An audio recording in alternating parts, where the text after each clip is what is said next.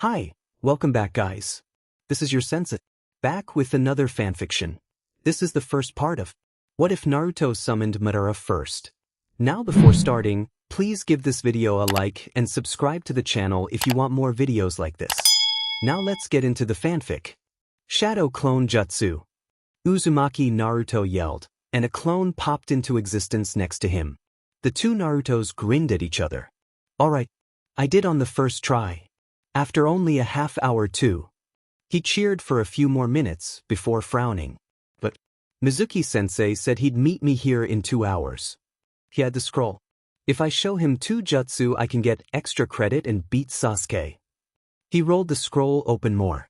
He scanned the jutsu listed in it, before his eyes landed on a cool-looking one. This jutsu looked so cool. Summoning Edo Tensei.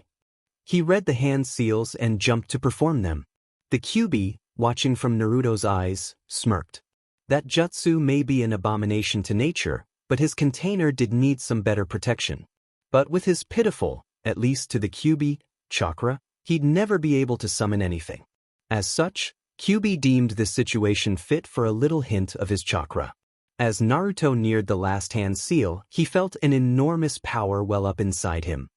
He ignored it for now, and slammed his hand to the ground. Summoning Edo Tensei. Of course, Naruto did not know that the Edo Tensei required sacrifices.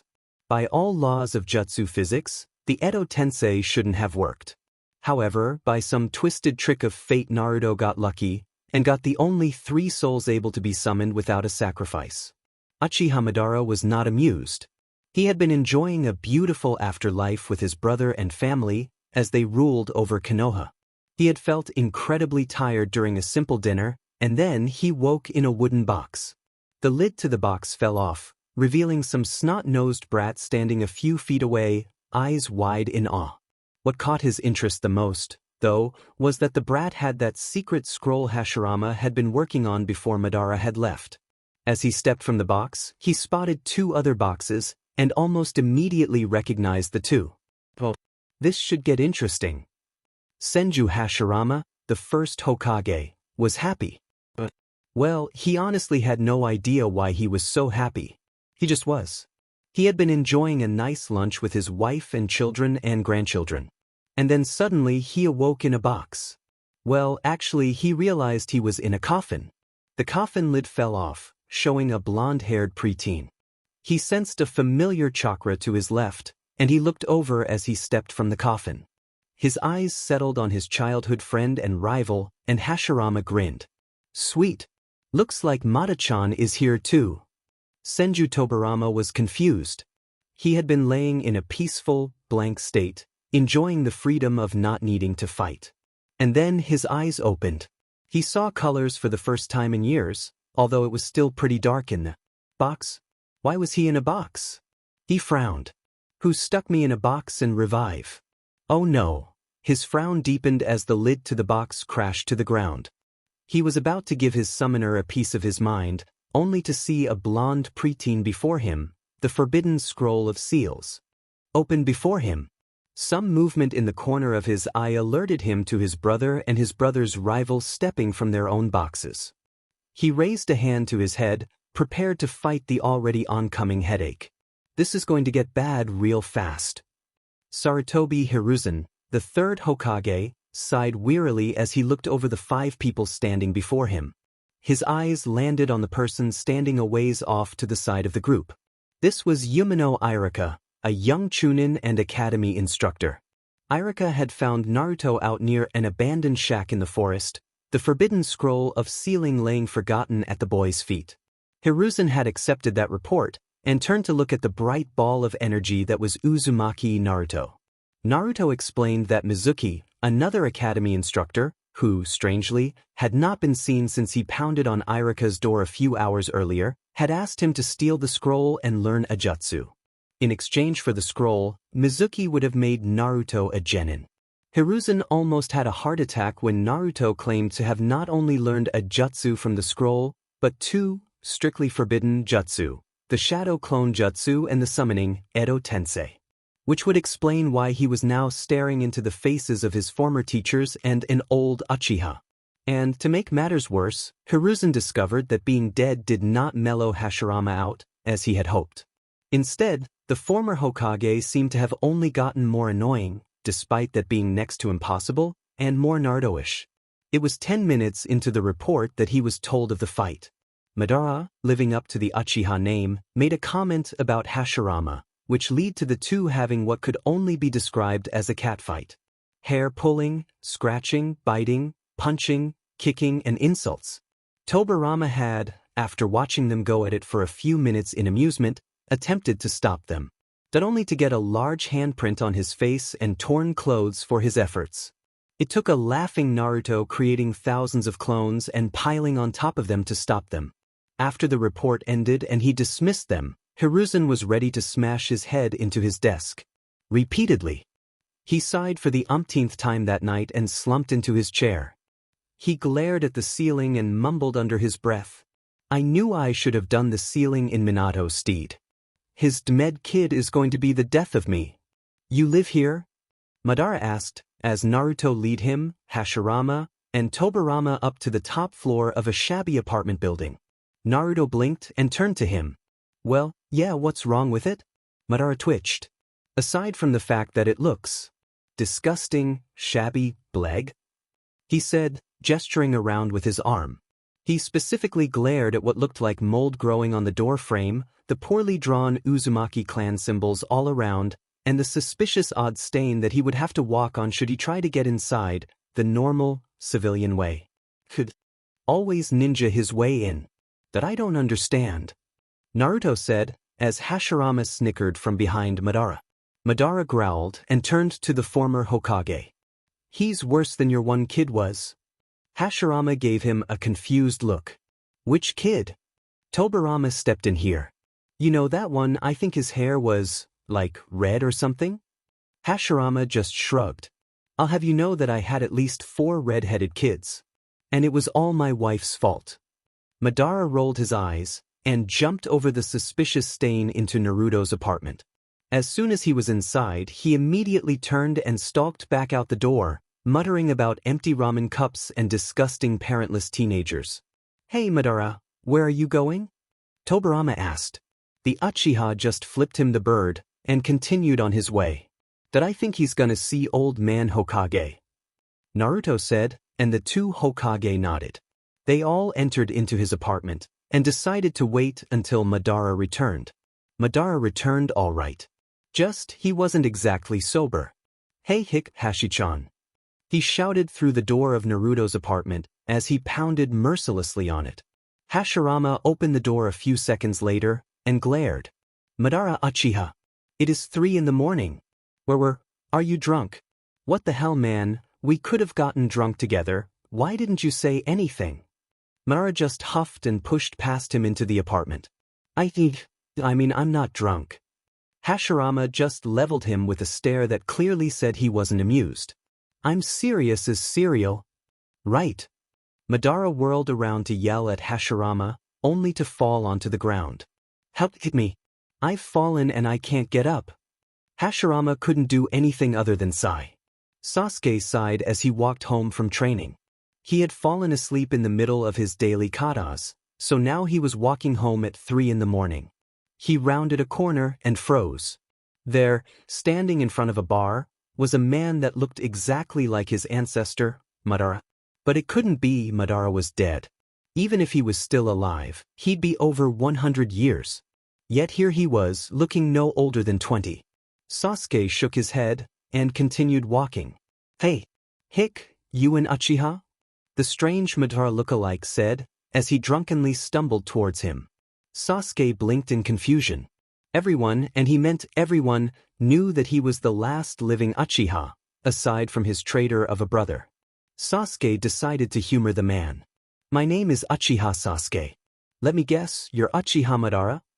The man stared at him, and the Sharingan whirled to life in the look-alike's eyes. It spun for a few seconds, causing Sasuke to wonder just who this man was, before it faded, and the man regained his drunken stupor. How do you know? Madara asked, before drunkenly stumbling off in the direction of the Dobe's apartment. Not that Sasuke knew where that idiot lived. Sasuke watched the man for a few more seconds, before shaking his head again. No more training, till I pass. Far too many weird hallucinations. Like that one he had earlier, when he thought he saw Naruto beat up Madara and the first Hokage using clones. Sasuke sighed once more, and continued his way to the Uchiha compound. Naruto! Get up, you're going to be late. Tobirama shouted, pounding on Naruto's bedroom door. Said Blonde sleepily opened the door, rubbing his eyes. I'll be late for what? Naruto mumbled with a yawn. The academy graduation. Naruto blinked, then slammed the door. Rustling was heard for a few seconds, before the, now dressed, Blonde ran out of the apartment. Wait! Tobirama peeked into the room, and noticed Naruto's headband on the ground. He sighed and picked it up. Hashirama! He shouted, and his fellow Hokage's disheveled head peeked out from around the corner. What? Tobirama raised a brow at him. What did you and Madara do last night? It was obvious that Hashirama had a major hangover. Don't remind me. I'm going to go give Naruto his headband. Keep Madara in check, and meet me at the Hokage building in a half hour. Hashirama waved his hand dismissively. Tobirama jumped roof to roof on his way to the ninja academy. Once he was there, he scoped out Naruto's chakra. It was heading right to the classroom right above him. Huh, that was kinda easy. Tobirama jumped up, clung to the wall with his chakra, and walked right up and into the classroom via the window. The second Hokage what? That was what most people said as they pointed to him. Tobirama smiled slightly. Yo, I'm just here to give Naruto his headband. He said, just as Naruto walked through the door. The blonde's eyes lit up at the sight of him. Tobirama-ji-san. What you doing here? Naruto asked as he ran closer to him. Tobirama glared. Call me Aniki or something, just not Aji-san. I'm not that old, you brat. Naruto rolled his eyes. Yeah. Anyways, Tobirama Aniki, what you doing here? Tobirama handed him his headband. You forgot this. He looked up at the clock. I got to go. I'll see you later, Naruto. He waved at Naruto, and then the class, before hopping out the window, heading towards the Hokage building. The class turned to Naruto. You know Tobirama-sama? One of them asked. Naruto grinned. Yeah, Aniki, Hashirama-ji-san, and Madara-ji all live with me. A few people looked ready to faint. Irika walked in and smiled. Everyone ready for team assignments? Naruto grinned from his spot next to his not-so-secret crush, Sakura. He had finally passed graduation and became a genin. Irika cleared his throat, and everyone stopped talking. Good. Now, I'll announce your teams. Team 1. Irika chattered on, and Naruto tuned him out. Until he heard his own name be called. Team 7, Uzumaki Naruto, Haruno Sakura, and Uchiha Sasuke. Your team is special, and by orders of Hokage-sama, you three have 3 supporting sensei, along with your Jounin sensei. Naruto thought over his team for a second, before jumping out of his seat with a shout. He pointed to the brooding Uchiha sitting on Sakura's other side. Irika-sensei, why does an elite shinobi like me have to be on Sasuke team's team? Sasuke glared at him. Irika sighed. Naruto, you graduated dead last. We put you with the 2 highest scoring students. Naruto pouted and sat back down. Irika continued announcing teams, gave a final speech about how happy he was for them to be graduating, and left the room. Naruto huffed angrily, and placed himself right in front of Sasuke. They glared at each other, before one of the students in front of them knocked Naruto towards Sasuke, and, well, they ended up kissing. At that moment, the door slid open, and an amused chuckle rang through the room. Now, Naruto-kun, I don't hate you for your SXL orientation, but I'd prefer no PDAs in front of me with my descendants. Naruto and Sasuke quickly separated, sporting blushes, and glared at the highly amused-looking Madara Uchiha standing in the doorway. Shut it Madara-I! Naruto shouted, before rubbing at his mouth. Sasuke was leaning over the side of the desk, dry heaving. Madara just chuckled again, and walked into the room. After him, Hashirama and Tobirama came in as well. Hashirama was smirking and trying not to laugh, and Tobirama was sighing. Team 7, please come with us. Your Jounin-sensei is going to be 2 hours late anyways. Hashirama said, gesturing for the three to follow them out. Uchiha Itachi was surprised. Zetsu had appeared in his room early that morning and handed him a note. He had spent several hours after that trying to figure out exactly what his little brother was trying to tell him in it. Itachi, I'll have you know, I still hate you with a passion. But I need some advice. A lot of advice. Now, what would you do if you were walking home from late-night training and saw one of your most powerful ancestors completely and utterly drunk? Well, it happened to me. I was walking home and I saw an extremely drunk Madara Uchiha. I have to stop writing here, as I need to get to the academy. Send me a letter back. Your former home address. Still hating your guts? Really, Itachi was confused. For one thing, what good did Tobi have to reveal himself to Sasuke? And what would he be doing in a bar in Konoha? But enough of that right now. Itachi had a letter to write and advice to give. All he had to do now was find a piece of paper and a pen. Introduce yourselves, Madara said. All three genin in front of him tilted their heads in confusion. Sakura shyly held up a hand. Ano, how are we supposed to introduce ourselves? Madara rolled his eyes. Likes, dislikes, who you love, who you hate, who you want to have SEC with, you know, the usual greetings.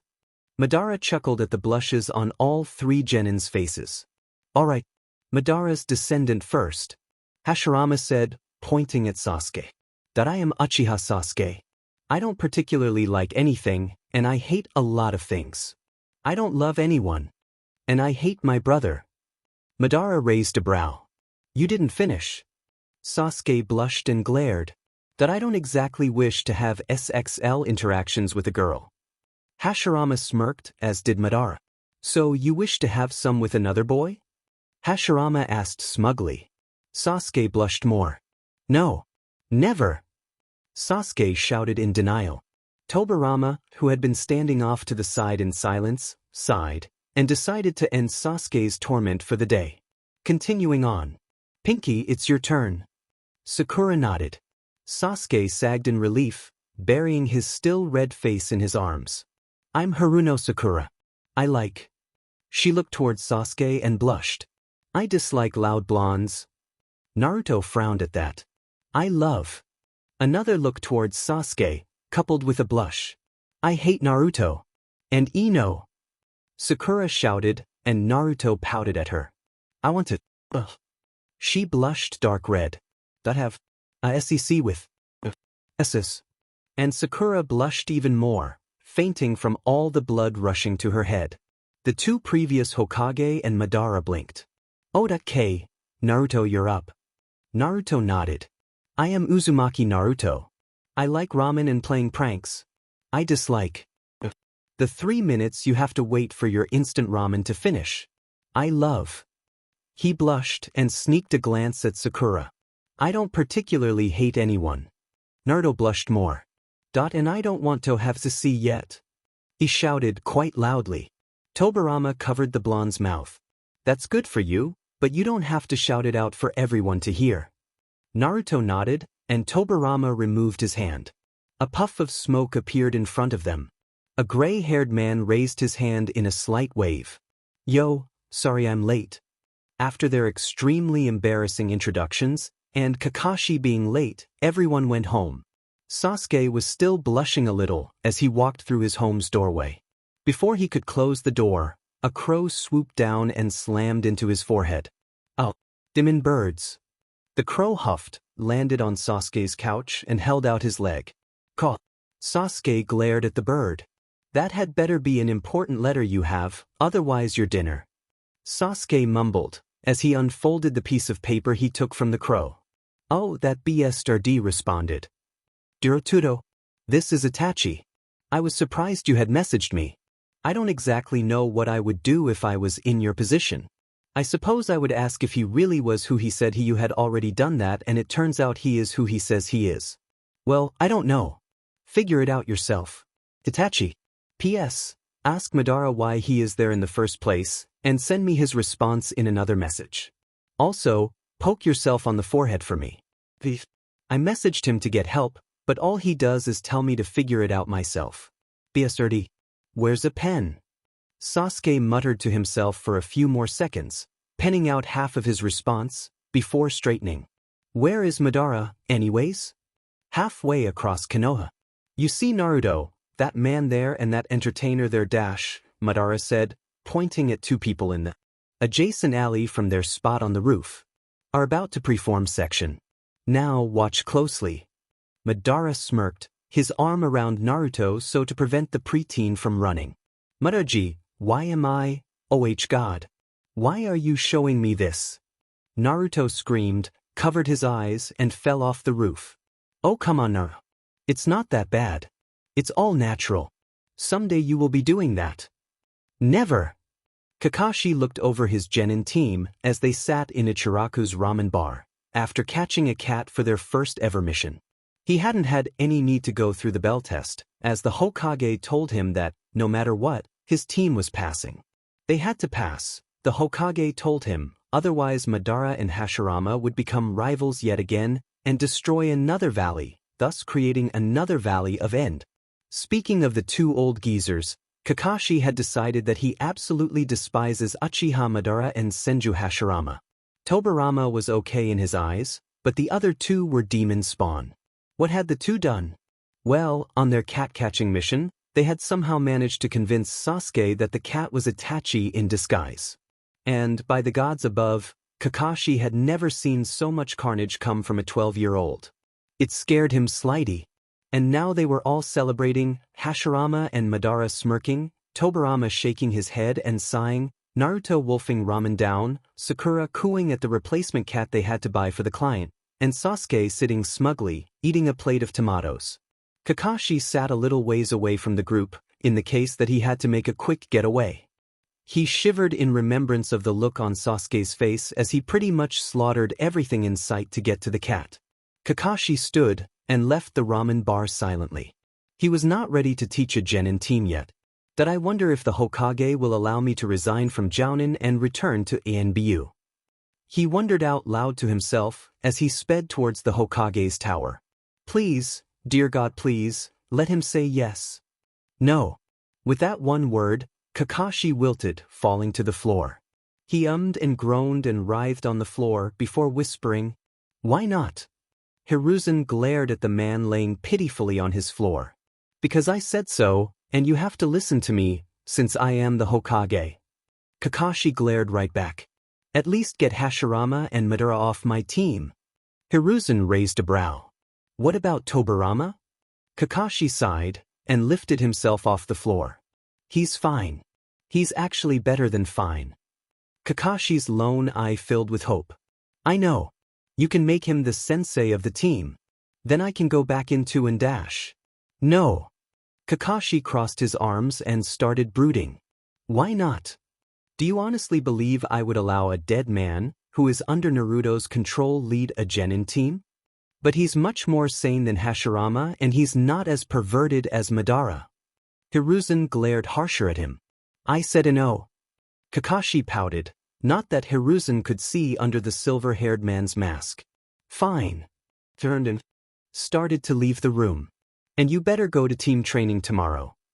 Kakashi slammed the door behind him, for once using it instead of the window. As he walked, more like sulked, down the road to his apartment, Kakashi had a fleeting thought. Maybe I can go rogue? He thought a bit on it, before realizing that the Hokage would send those two demon spawn and his supposed genin team after him. Tobirama would, of course, just tag along to make sure Kakashi survives in one piece. Or would the Hokage ban Tobirama-sama from going on the mission and simply send those hell spawns? Kakashi shuddered and quickly unlocked his apartment. Better not chance it. He lay in bed later that night and wondered to himself, how late can I be for team training? He fell asleep soon afterwards, never noticing the shadows creeping around his apartment. Madara smirked, and Hashirama and Naruto grinned. Tobirama, who had come along to figure out exactly what the three were up to, sighed. "He's going to kill you guys, you know that?" Tobirama looked up to the mountain. "Hiruzen will too." When Kakashi woke the next morning, he couldn't find his Ika. Oh well, he'll just have to buy another copy later. He walked outside, out onto the road, before having the oddest urge to look at the Hokage monument. He turned to it, and almost shrieked in rage. There, splattered across half the Hokage monument, was the pages of his Ika Ika paradise. There was nothing on the first two Hokage, but the pages covered his sensei's face and the third's. And, written on Minato's forehead, were the words, "Kakashi-sensei is a stinky pervert." And, under that inelegant script, which he placed as Uchiha from earlier encounters of Uchiha handwriting, "Ignore Naruto, he sucks at insults," and, to make matters worse, next to the Uchiha script was, "Hatake Kakashi is a bigger pervert than Madara." Kakashi could just make out that someone had tried over and over to cross out Madara's name. Kakashi glared venomously at the words, and dashed towards the training grounds. Those hell spawns were going to pay. "Now Naruto-kun, I'm sure your sensei is not going to kill us," Madara said, patting Naruto on the head. Naruto huffed and crossed his arms. Hashirama had turned to say something, when Kakashi came barreling out of the trees. Hashirama looked towards the livid man, before sighing. "Famous last words, Madara." Madara rolled his eyes. "What's he going to do to me? I have the bloody Sharingan." Kakashi lifted his headband from his covered eye, and started making hand signs. "Now that right there is cheating. Let me return the favor," Madara stated, activating his Sharingan. The sound of crackling lightning and, oddly, thousands of birds, filled the air. The three men and one genin took a look at Kakashi's hand, which was covered in lightning. "Naruto, perhaps we should sit this fight out," Tobirama said, ushering the frightened blonde off the battlefield. As soon as they were off the field, Kakashi sped towards the two remaining men, disappearing from view a few feet from their faces. Lightning blade. A hand appeared through Madara's chest, making said Uchiha sigh. "Seriously? Was that supposed to kill me?" Kakashi glared, and pulled his hand out. "Yes." Hashirama coughed, covering up his laugh. He had decided to sit off to the side, and let Madara battle it out with the Kapinin. Kakashi turned his glare to Hashirama, and jumped back from the, now smirking sadistically, Madara. That sad excuse of a move was supposed to be an assassination technique. He chuckled and started pouring chakra to his eyes. "I'll show you an assassination technique." His Sharingan morphed into his eternal Manjikyu. His chakra started forming a blue rib cage around his entire body. "Susanoo!" The rib cage around him started to become more humanoid-looking. Kakashi stared and stepped back further. Hashirama cursed. "God damn it, Madara. Knock it off. That's going too far." Hashirama made a single-hand seal. Wood style. Wood dragon jutsu. A dragon made of wood appeared, and circled around Madara. It latched onto Madara, and tightened around him to hold him in place. "Hashirama, let me go. I will teach this fool about disrespecting an Uchiha." Madara glared and tried to remove himself from Hashirama's dragon. "What the hell is going on here?" Madara stopped struggling, and turned to see who had interrupted him. His Susanoo slowly died and he smirked. Hiruzen stood at the edge of the training grounds they were in, a very angry look on his face. "Nothing is going on. Nothing at all." He gave Kakashi an, "Once I'm out of this dragon I'm gonna kill you, resurrect you, then kill you again look." Kakashi jumped, and ran to the Hokage. "Hokage-sama, save me. Please, for the love of God, let me off this team." Kakashi hid behind the now sighing Hiruzen. Hiruzen looked around. "Where's Tobirama-sensei and Naruto-kun?" And then I was like, "POW beach. Eat my shadow clones." And Madara-ji was screaming like a girl, but I think that was really because Hashirama-ji was shouting in his ear to run, and that Hashirama-ji was pulling on his, and I quote, "thick luscious locks of beautiful hair." Naruto blabbed on about his graduation test to Tsuchi, who was nodding and listening raptly to Naruto's story.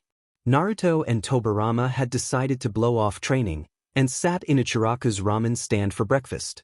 Tobirama just took another bite of his ramen and smiled slightly. "It's true, Tsuchi-san. I was there." Tsuchi shook his head. I still can't believe Naruto had stolen the Forbidden Scroll, learned 2 whole techniques from it, summoned 3 very powerful ninja, and then proceeded to beat the hell out of 2 of them. The ramen maker grinned. I am. Another bowl for Tobirama-sama, and 4 more for Naruto. Kakashi stared at Hiruzen.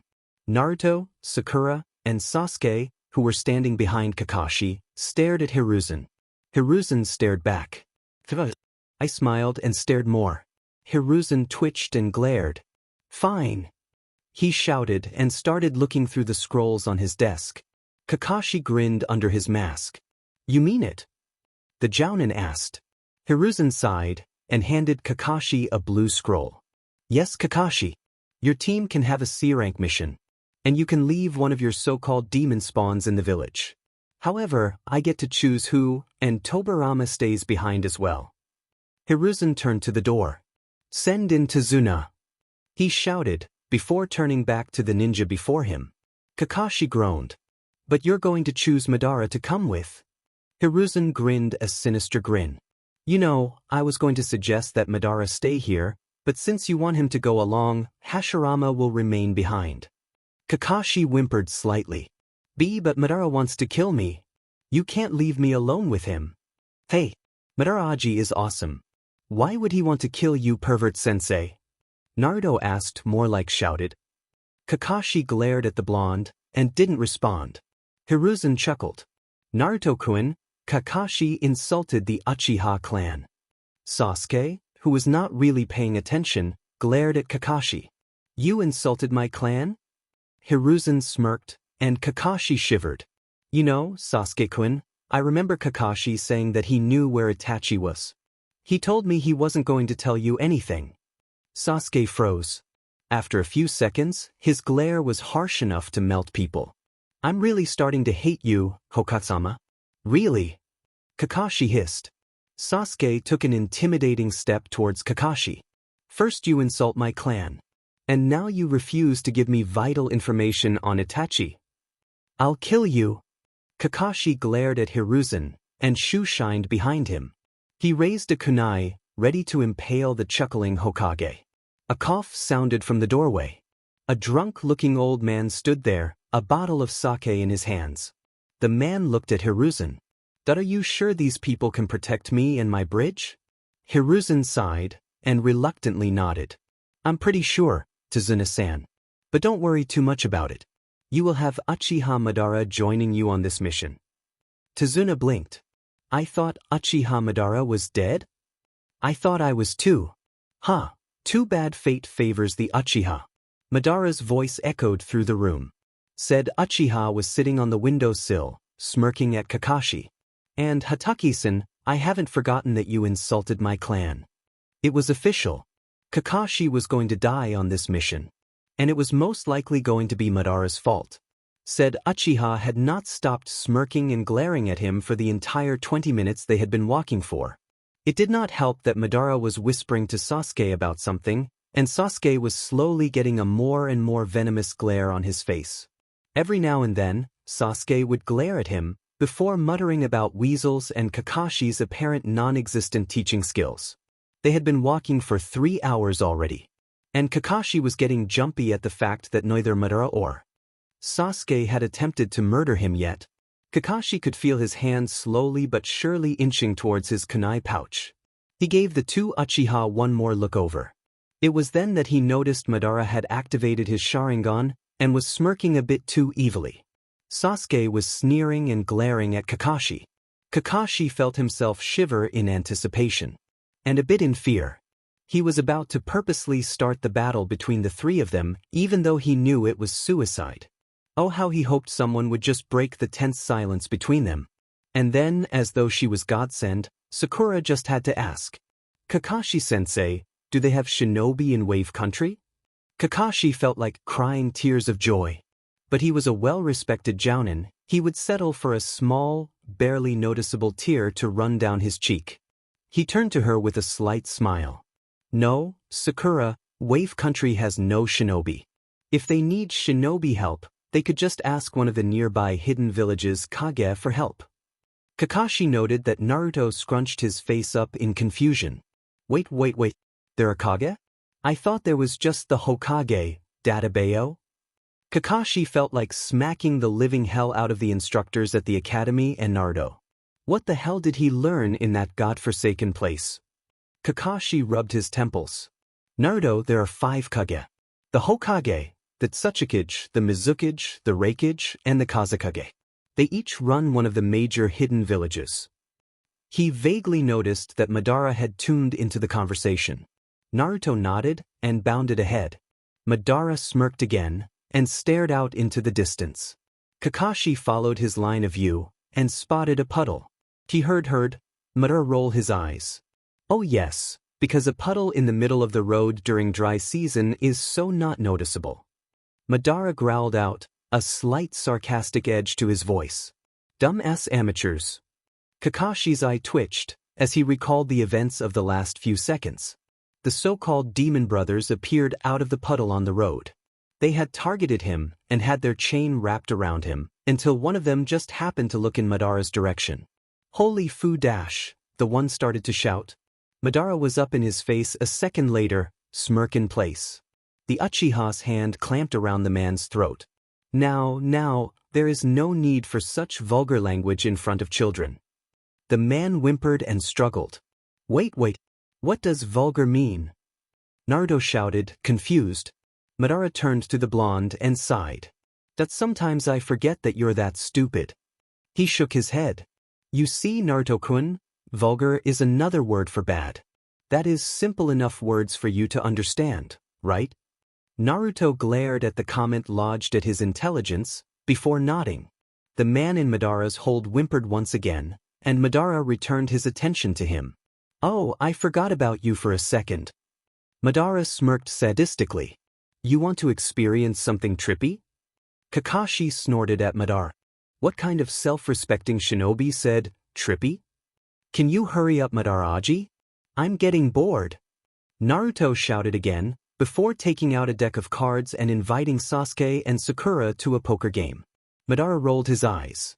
Fine. Manjikyu Sharingan. And that's what happened.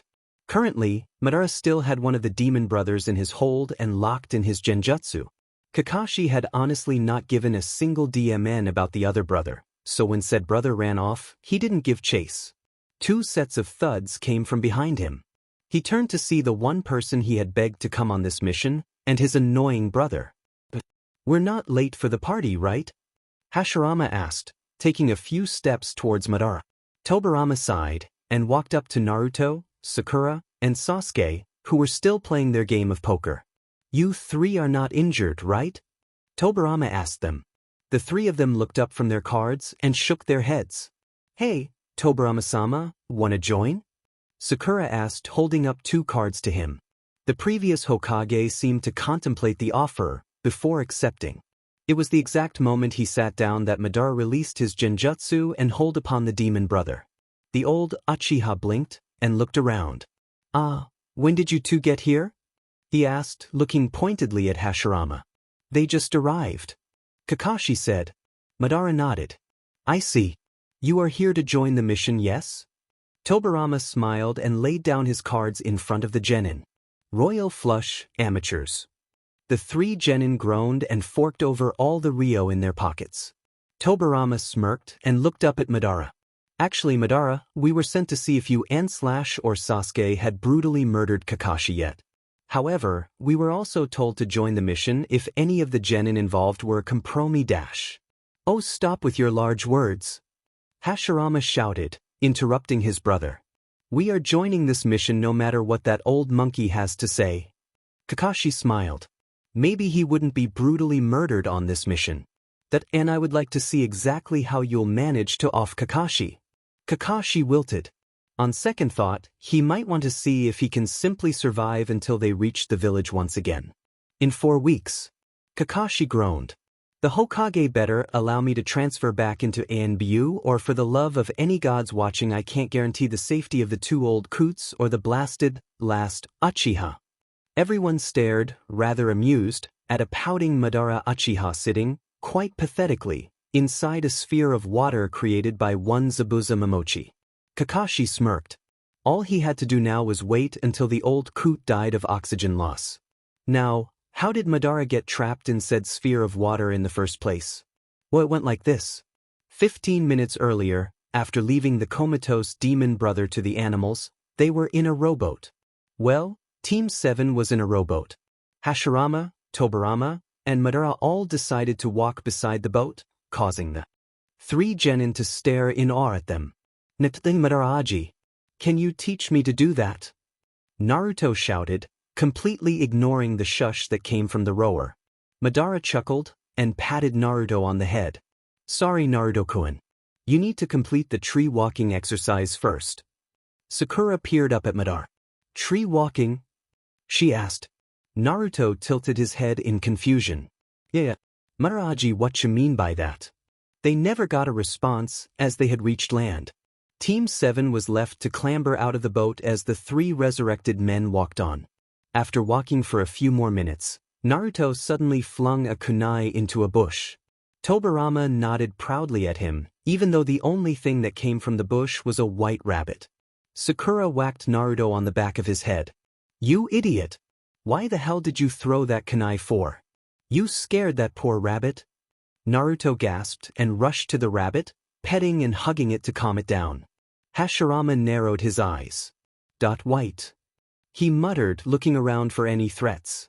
Madara smirked and looked up into a tree. Now, this one's not so much of an amateur. He made a few hand seals in quick succession. Fire style. Dragon flame jutsu.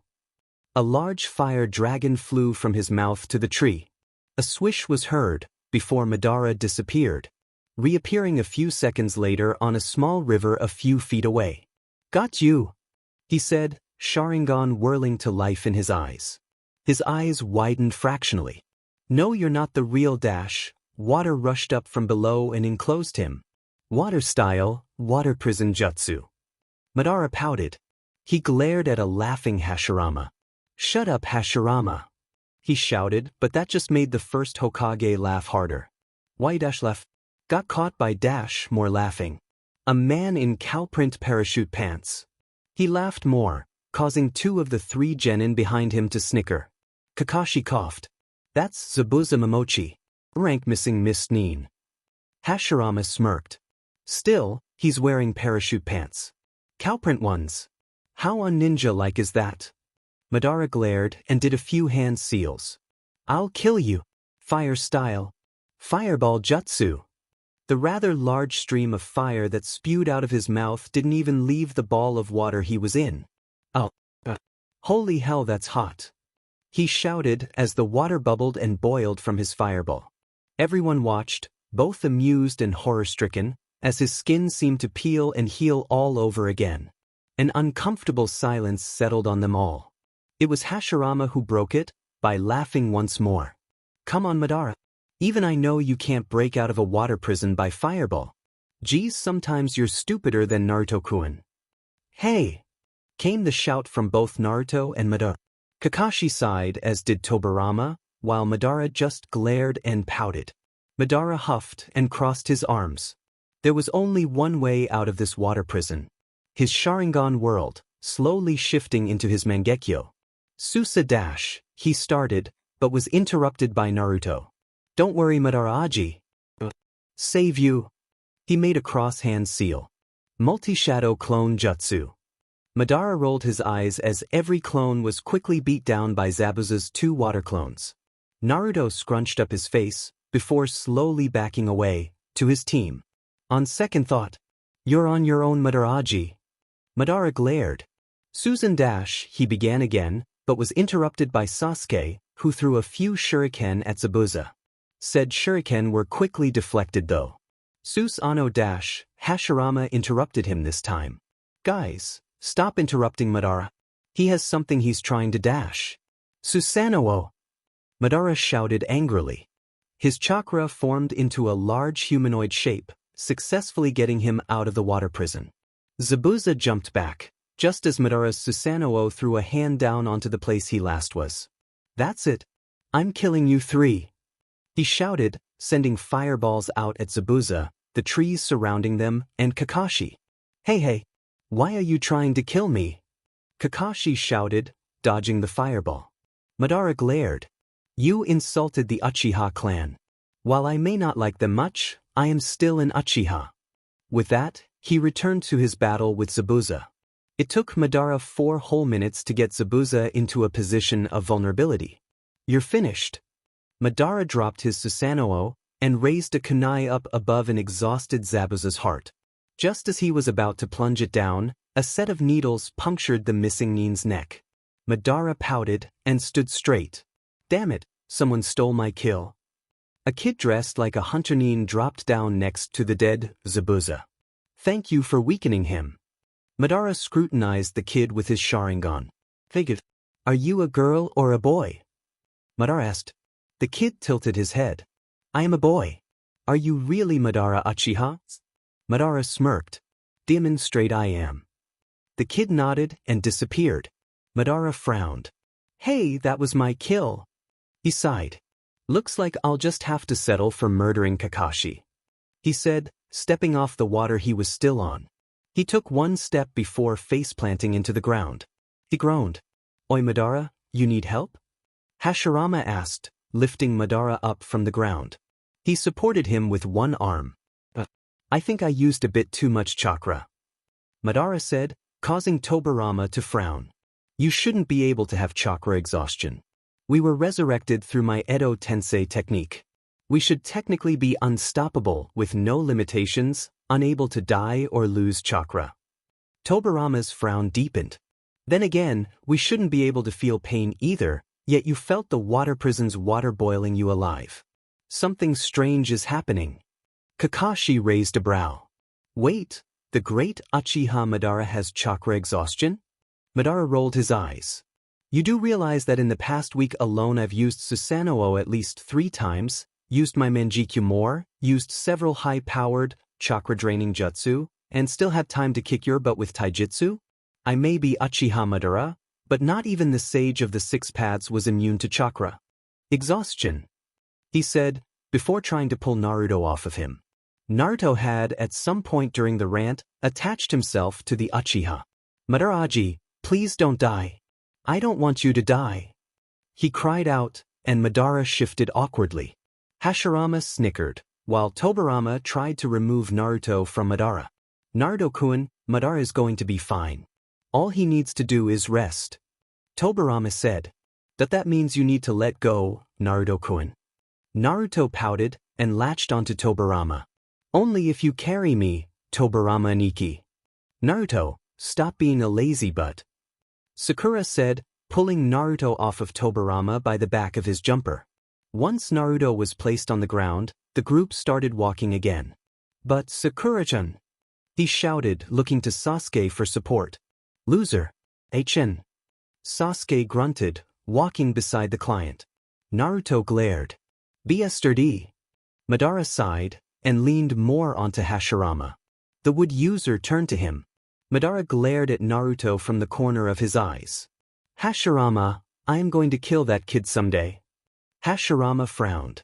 If you do that, the jutsu would reverse, wouldn't it? No. Tobirama said, coming up to walk beside them. However, this Edo Tensei is a bit different than what was supposed to happen. We can suffer damage, yet not die, and we can get chakra exhaustion. It is possible that killing Naruto will reverse the jutsu. Tobirama turned to the orange-wearing genin, just in time to see Kakashi whispering in the blonde's ear.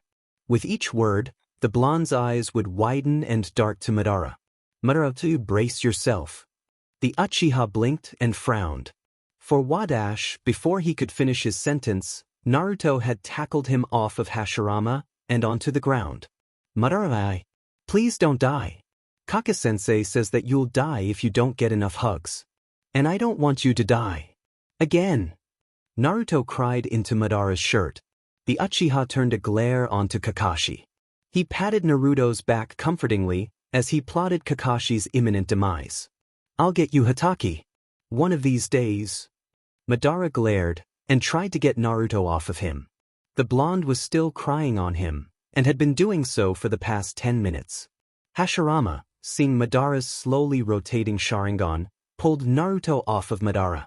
Naruto-kun, please, stop harassing Madara. He has gotten plenty of hugs in his life, enough to keep him living. If it makes you feel any better, you may hug him once a day. Once. He stressed the once. Naruto nodded. All right, Hashirama-ji. Only once. He grinned slightly and walked back to Sakura and Sasuke. Kakashi, who was standing and definitely not hiding, behind Tobirama, sighed. He thought his torture tactic would have worked better than that. He was brought out of his musing by Tobirama saying, Madara, put that kunai away. No murdering Kakashi. He is team leader, remember? If you kill him, we'll have to return to Konoha, and you won't be able to kill that guy in the parachute pants. Kakashi sighed again. That guy's name is Zabuza. Yeah, whatever. Tobirama muttered, before glaring at Madara, who still hadn't put his kunai away. Madara, what did I say? Madara huffed. Yes, Mom. He mumbled sarcastically, hiding his kunai into the folds of his clothing. And with that, they continued on their way to Tezuna's house. Sadly, though, Tezuna had a rather angry and depressed grandson. So, when the group wandered into Tezuna's house, said angry and depressed grandson took it upon himself to act like a much more a-hole-ish Sasuke and insult the group. Who do you all think you are? Your go dash. Before the kid could continue, Madara intervened. I do believe that I am Uchiha Madara. Who the hell are you? Hashirama smacked him on the shoulder. Madara, you do not talk to children that way. Madara glared. Hey, that's how I raised my kids.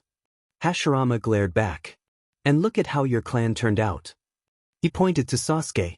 They all became so obsessed with power and revenge that they planned a coup, and one of them killed all of them and left one emo and a-hole-ish kid alive. Sasuke blinked, confused. He then said, Wait, what was that? Not right now, Sasuke-kun. Madara said, before taking an intimidating step closer to Hashirama. At least I didn't raise my grandchildren to be drunken gamblers. Hashirama growled. That was just Tsunade-chan, and you know that. Sure it was, and what about your other grandchild, Nawaki, was it? Hashirama flushed and looked away. That was a fluke. Tsunade-chan taught him to gamble. And you taught him to drink. What was he, 12? Hashirama scoffed. Old enough to kill, old enough to drink. Madara nodded. I can see the logic in that. It was then that Sasuke decided to ask once more, What was that about my clan? Hashirama and Madara glanced at each other, before Madara sighed and turned to the boy. It was nothing, Sasuke-kun. It happened a while ago. Sasuke blinked, confused. The clan was massacred twice? Madara turned to Hashirama and got a shrug in response. Of course, a long time ago. Sasuke nodded and began a conversation with Tezuna's daughter, Tsunami, about lunch. Hashirama sighed in relief. That was close. Madara glared.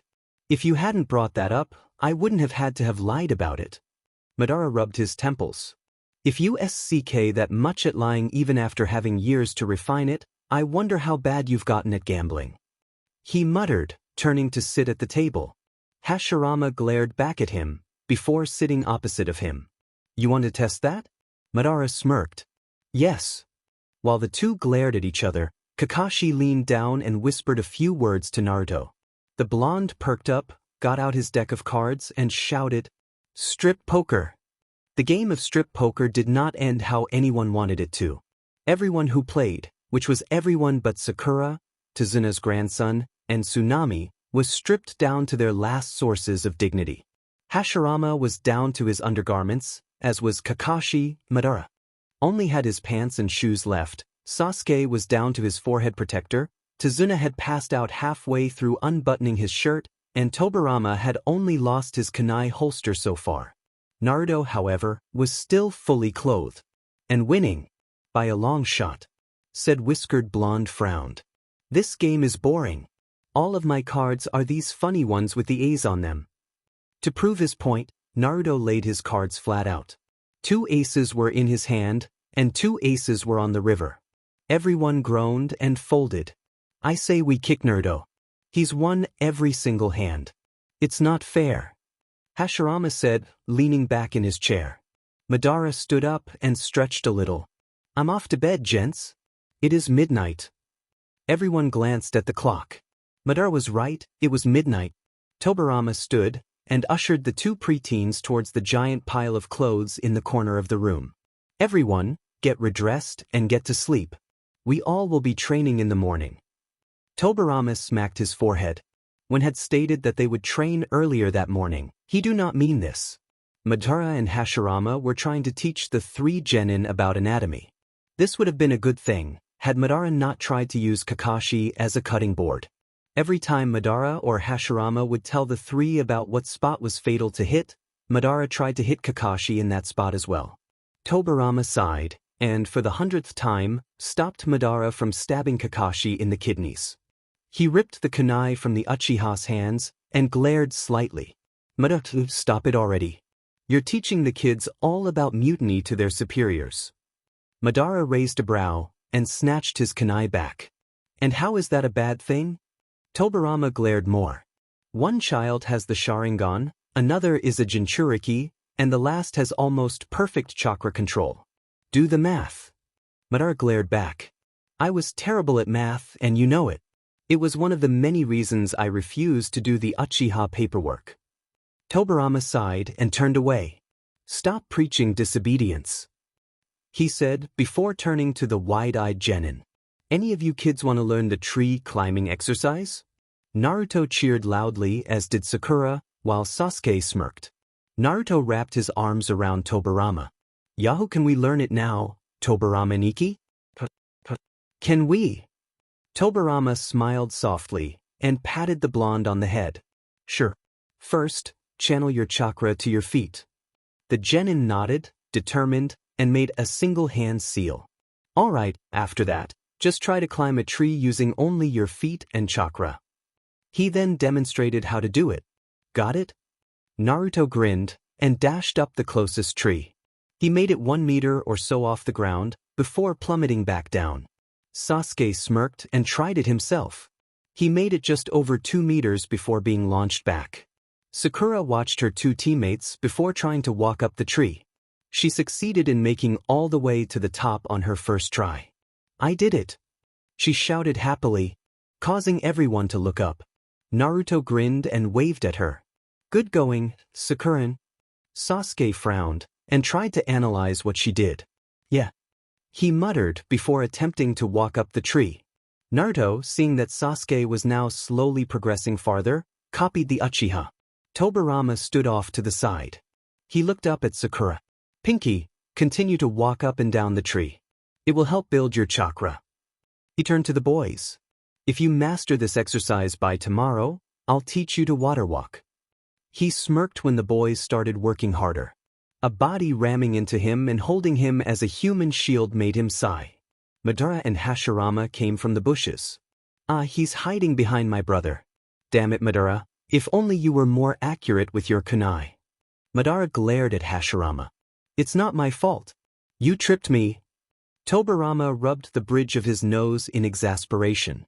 This mission was going to be exhausting. Uchiha Obito, known by a select few as Uchiha Madara, and everyone else as Tobi, was not a happy camper. He was currently chilling in the Mizuki's office, reading through a stack of papers. His puppet, the three-tails Jinchuriki, Yagura, was off to the side, blankly staring at a wall. The one who taught Obito while he was dead, the real Uchiha Madara, had been revived before Obito could even attempt to ask that DMN Pain to revive the older Uchiha for him. That was the plan they correlated. Use the Edo Tensei to revive Madara, so they could implement the Moon's Eye plan. A plan that, when Obito thought more on it, kind of seemed like something only someone on some really trippy drags would think of. He scoffed. Madara had been barely kept alive by his stupid machine, and he was over 100 years old. DMNBSTRD had probably been senile for a while. He chuckled at the thought of Uchiha Madara being senile. A knock came to the door. Mizuki-sama? We got the records you ordered. A woman's voice floated through the door. Obito nodded to his puppet and melded into the shadows. The woman came into the room, placed the rather large folder onto the desk, and stalked out. He had called for any and all records on Uzumaki Naruto, just to make sure that the brat had used Edo Tensei to revive 3 of the most powerful shinobi in the world, and Konoha was not just bluffing. He flipped open the folder, and, right on the first page, was a bingo book entry for Naruto. The first few sentences in said bingo book entry was, current master and summoner of Uchiha Madara, Senju Hashirama, and Senju Tobirama. Jinchuriki. Flee on sight. High A rank, possible S rank. Obito chuckled. The kid wasn't even 13 and he already had a possible S rank out on his head. And a flea on sight. He closed the folder up and activated the Kamui technique. He had some rather interesting news to tell Pain. Hashirama stumbled out of one of Tezuna's guest bedrooms later that day, only to sense that no one else was there. Well, he could sense that. Naruto was still passed out in the living room, but he couldn't sense Madara or Kakashi or his brother or either of the 2 other genin. He frowned and started on his way into the kitchen. The front door being smashed and made him turn. 2 thugs with swords stood in the doorway. Hashirama rubbed his temples. The 2 thugs started ranting about kidnapping Tezuna's daughter, causing Hashirama to have a headache. Please, you 2 stupid thugs, shut the hell up. Hashirama growled. I have a headache. The thugs, without even turning to see who he was, said, how about no, now go die you son of a dash. They turned and froze mid-speech. Hashirama had to admit that he must look pretty intimidating. Hair not brushed, eyes set in a venomous glare, and killing intent leaking all over the place. Why? The first Hokage, Senju Hashirama? Hashirama rolled his eyes. No, I'm Uchiha Madara. Who the hell do you think I am? Naruto chose that moment to sleepily walk into the living room. Hashirama-san, why were you making so much noise so early in the morning? Hashirama looked to the clock. Naruto-kun, it's 3 in the afternoon. Naruto made a confused face, not even noticing the 2 shaking thugs in the destroyed doorway. One of them whimpered, bringing Hashirama's attention back to them. He sighed. Oh yes, I forgot about you. Naruto looked to the thugs, then to Hashirama, before walking into the kitchen. He honestly looked as though he couldn't care. One of the thugs raised his hands in surrender. Please spare us. Hashirama glared. Why? We didn't know you would be here. The former Hokage raised a brow. I'm pretty sure that creepy Zabuza or whatever his name was had battled us himself. How is he, anyways? The thugs looked to each other. Gee good. Hashirama smiled slightly. That's nice. Now. His smile turned feral. You son of a beaches made my headache worse.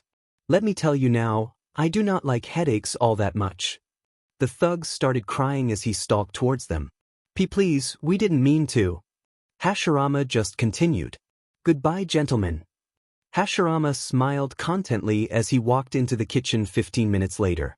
Naruto looked up from the cup of instant ramen he was eating. Hey Hashirama-ji-san. Where are those 2 men? Hashirama just patted the blonde on the head and snatched one of the many other full instant ramen cups on the table. They went home. They were just traveling salesmen. Naruto nodded. Hashirama looked towards Tezuna's daughter. You maiden, where are the others? They went to the bridge to battle the... She grabbed a piece of paper from behind her. The creepy cowprint parachute pants ninja man guy dude. Hashirama nodded. Well, Naruto-kun, hurry up with your meal. They should be almost done by the time we get there. Madara frowned as he leaned on the half-completed railing of the bridge. He, Tobirama, and Kakashi had made some shadow clones to help with construction. And by him, Tobirama, and Kakashi, he just meant Tobirama and Kakashi. He was an Uchiha. They didn't really do the whole work thing. That as something he had drilled into Sasuke's head, the other Uchiha soaking up the info. Madara looked around. Was it just him, or was the mist surrounding them getting thicker? Heads up, he's here. He heard Kakashi shout and he smirked. That fail of a ninja had actually returned. Come out, wherever you are, Madara purred, activating his Sharingan. Zabuza complied and lowered the thickened mist. He held up his hands in surrender. Don't kill us. Zabuza pleaded, and his companion looked at him confused. Zabuza-sama, what are you doing? Haku, don't argue and look over there. The cowprint pants ninja pointed at Madara. Uchiha Madara? Madara rolled his eyes. No, I'm Senju Hashirama. Of course I'm bloody Effie Uchiha Madara. As Haku was about to respond, a chuckle came from inside the mist. Whoa. Momochi Zabuza, reduced to begging for his life. Not much of a demon, I say. A very, very short man said, as he stood, surrounded by hundreds of bandits. Zabuza looked at Madara. I'll let you kill every single one of those people if you let me and Haku go alive. Madara weighed his options. On one hand, he could just kill them all, Zabuza and his fruity companion included, and on the other, he could just kill a bunch of bandits and release some tension. He contemplated for a while longer, before smirking. The chase for the ex-Miss-Nin would be so much more fun. Alright, but if we cross paths again I will do my best to take you and your fruity companion out. Zabuza nodded roughly, grabbed Haku, and got the hell out of the area, just as Madara's Sharingan shifted into his Eternal. He smirked, and his Susanoo started to form. Let's dance. What happened next could only be described as a bloodbath. Madara went wild and pretty much destroyed everything in sight. Tobirama only sighed and ushered the two genin, all the civilians, Tazuna, and Kakashi away from the bridge. About half an hour later, his brother jumped down in front of them, Naruto under one of his arms. Hashirama dropped Naruto to the ground and looked around. Where's Madara? Tobirama pointed to the bridge. Over there. Hashirama grinned, flashed his brother a thumbs up, and dashed off. Tobirama sighed again, and sat back against a tree. The battle shouldn't last much longer. He was right. About 5 minutes later, both Hashirama and Madara dropped down into the clearing. The only thing that showed that they were just part of a battle was that Madara had a spot of blood on his forehead, and Hashirama had a small cut on his chin. Tobirama stared at them for a few seconds, before saying, "You did clean up, right?" The two shrugged. Kind of. Kakashi felt like sobbing happily as they walked into Konoha a week later. He immediately set course to report to the Hokage, while his team, Tobirama, and the two demon spawns went off to Ichiraku's ramen shop. Kakashi entered Hiruzen's office a few minutes later. Hiruzen stared at him in slight surprise. "Oh, you're still alive." Kakashi glared. "Yes, I am. Madara is still trying to kill me though." Hiruzen nodded. "Well, report." Kakashi started describing exactly what happened on the mission. Every now and then, Hiruzen twitched and muttered under his breath. And then Madara and Hashirama left a huge bloody mess on the bridge. They then forced my genin and Tobirama to clean it up. And then we came home. The end. Hiruzen rubbed his forehead and sighed. "So your simple C-rank escort mission turned into a high A rank." "Yep." Hiruzen groaned. He grabbed a bright red stamp off his desk and stamped a big A on the mission scroll. He then dug through the papers on his desk and pulled out 6 permission slips. "Give the white ones to your genin and the green ones to Madara, Hashirama, and Tobirama." Kakashi nodded and accepted the outstretched papers. "And these are for?" Hiruzen smirked. "You guys made it back in time for the Chunin exams." Kakashi froze. The Chunin exams. If Naruto were to pass this time around, he wouldn't have to see those demon spawns and Tobirama as much. Kakashi slowly grinned under his mask. "Thank you so much, Hokage-sama," he said, before he disappeared out the window. Hiruzen rolled his eyes and pulled an orange book out of one of the drawers. He giggled and started reading. Kakashi found his team and the 3 geezers at a little red bridge. He jumped down from the roof he was on and waved happily. "Kaka-sensei, you're early. It's the end of the world," Naruto shouted, pointing at him. Kakashi chuckled. "That's because I have something important for you guys." He handed out the permission slips. "What are these Chunin exams exactly?" Madara asked, glaring at the green paper in his hands. The Chunin exams are a special test, where genin compete and try to kill each other to go up in rank. Going up in rank dash, he started, seeing the still confused looks. Means gaining more responsibility and you're not restricted to a team S&D, you get to go on harder missions. They all nodded. Kakashi placed a hand on Naruto's shoulder. Said blonde blinked up at him. Kaka-sensei? Naruto, it is very important that you do your best to pass this exam. Remember to look underneath the underneath. Do not choke yourself up. Naruto nodded and grinned. Don't worry, sensei. I'll pass this exam with flying colors, Databeo. Believe it. Kakashi shivered. Why did that, Databeo, sound so familiar? Good Naruto. Now bye-bye. Oh, one piece of advice. Kakashi smiled. Don't die. With that he poofed away. Tobirama raised a brow. How about we sign this? Then we'll teach you to water walk. Naruto stared up at the doors to the academy. Was it just him, or were they somehow larger than what he remembers? He shrugged and turned to his entourage. His entourage consisting of his team, Madara, Hashirama, and Tobirama. So, wanna go in? He asked, and he got a few nods in return. He grinned and they all started in. After bypassing a rather stupidly placed genjutsu, they all stood in front of the proper exam room. Kakashi appeared in front of them with a happy smile. Good to see you all here. Now, Naruto, remember to try your damnedest to pass. Or else I'll have to kill you. He smiled wider and disappeared. Naruto shivered, nodded his head vigorously, and threw open the doors. He grinned into the room. Yosh. Let's do this, guys. Tobirama looked around the room at all the genin inside. He smirked. It's good to see my exam idea has come to fruition. Naruto blinked. What does fruition mean? Naruto asked loudly, ignoring all the stares he got. Madara sighed and slapped the blonde on the back of his head. It doesn't mean anything important. Now let's find a spot to sit. Everyone nodded and made their way over to an empty desk.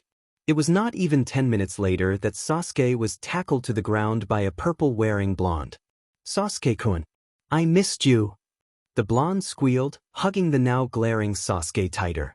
Hey, pig, let go of my Sasuke-kun. Sakura shouted, pointing dramatically at Ino, who just stuck her tongue out. No! The two girls glared each other down. Madara muttered under his breath about fangirls. The rest of Ino's team strode up. You guys made it too, huh? What a drag. Shikamaru said, nodding to team. He then noticed the rest of Naruto's entourage. Hey Shikamaru Chuji. Naruto waved and grinned. Naruto. Why is Uchiha Madara and Senju Hashirama and Tobirama standing behind you? Naruto grinned. They're a part of my entourage. Naruto-kun, do you even know what an entourage is? Hashirama asked, raising a brow. Naruto blinked. Nope, not at all. He laughed while Madara rolled his eyes and muttered, can't believe he's that stupid. After being introduced to another team, nerdy-looking genin approached them. Hello guys, my name is Dash. Madara cut him off. Yeah, no one cares, nerd boy. Go away. He waved dismissively. Hashirama glared. Madara, be nice. Madara scoffed. I couldn't be nice to save my life.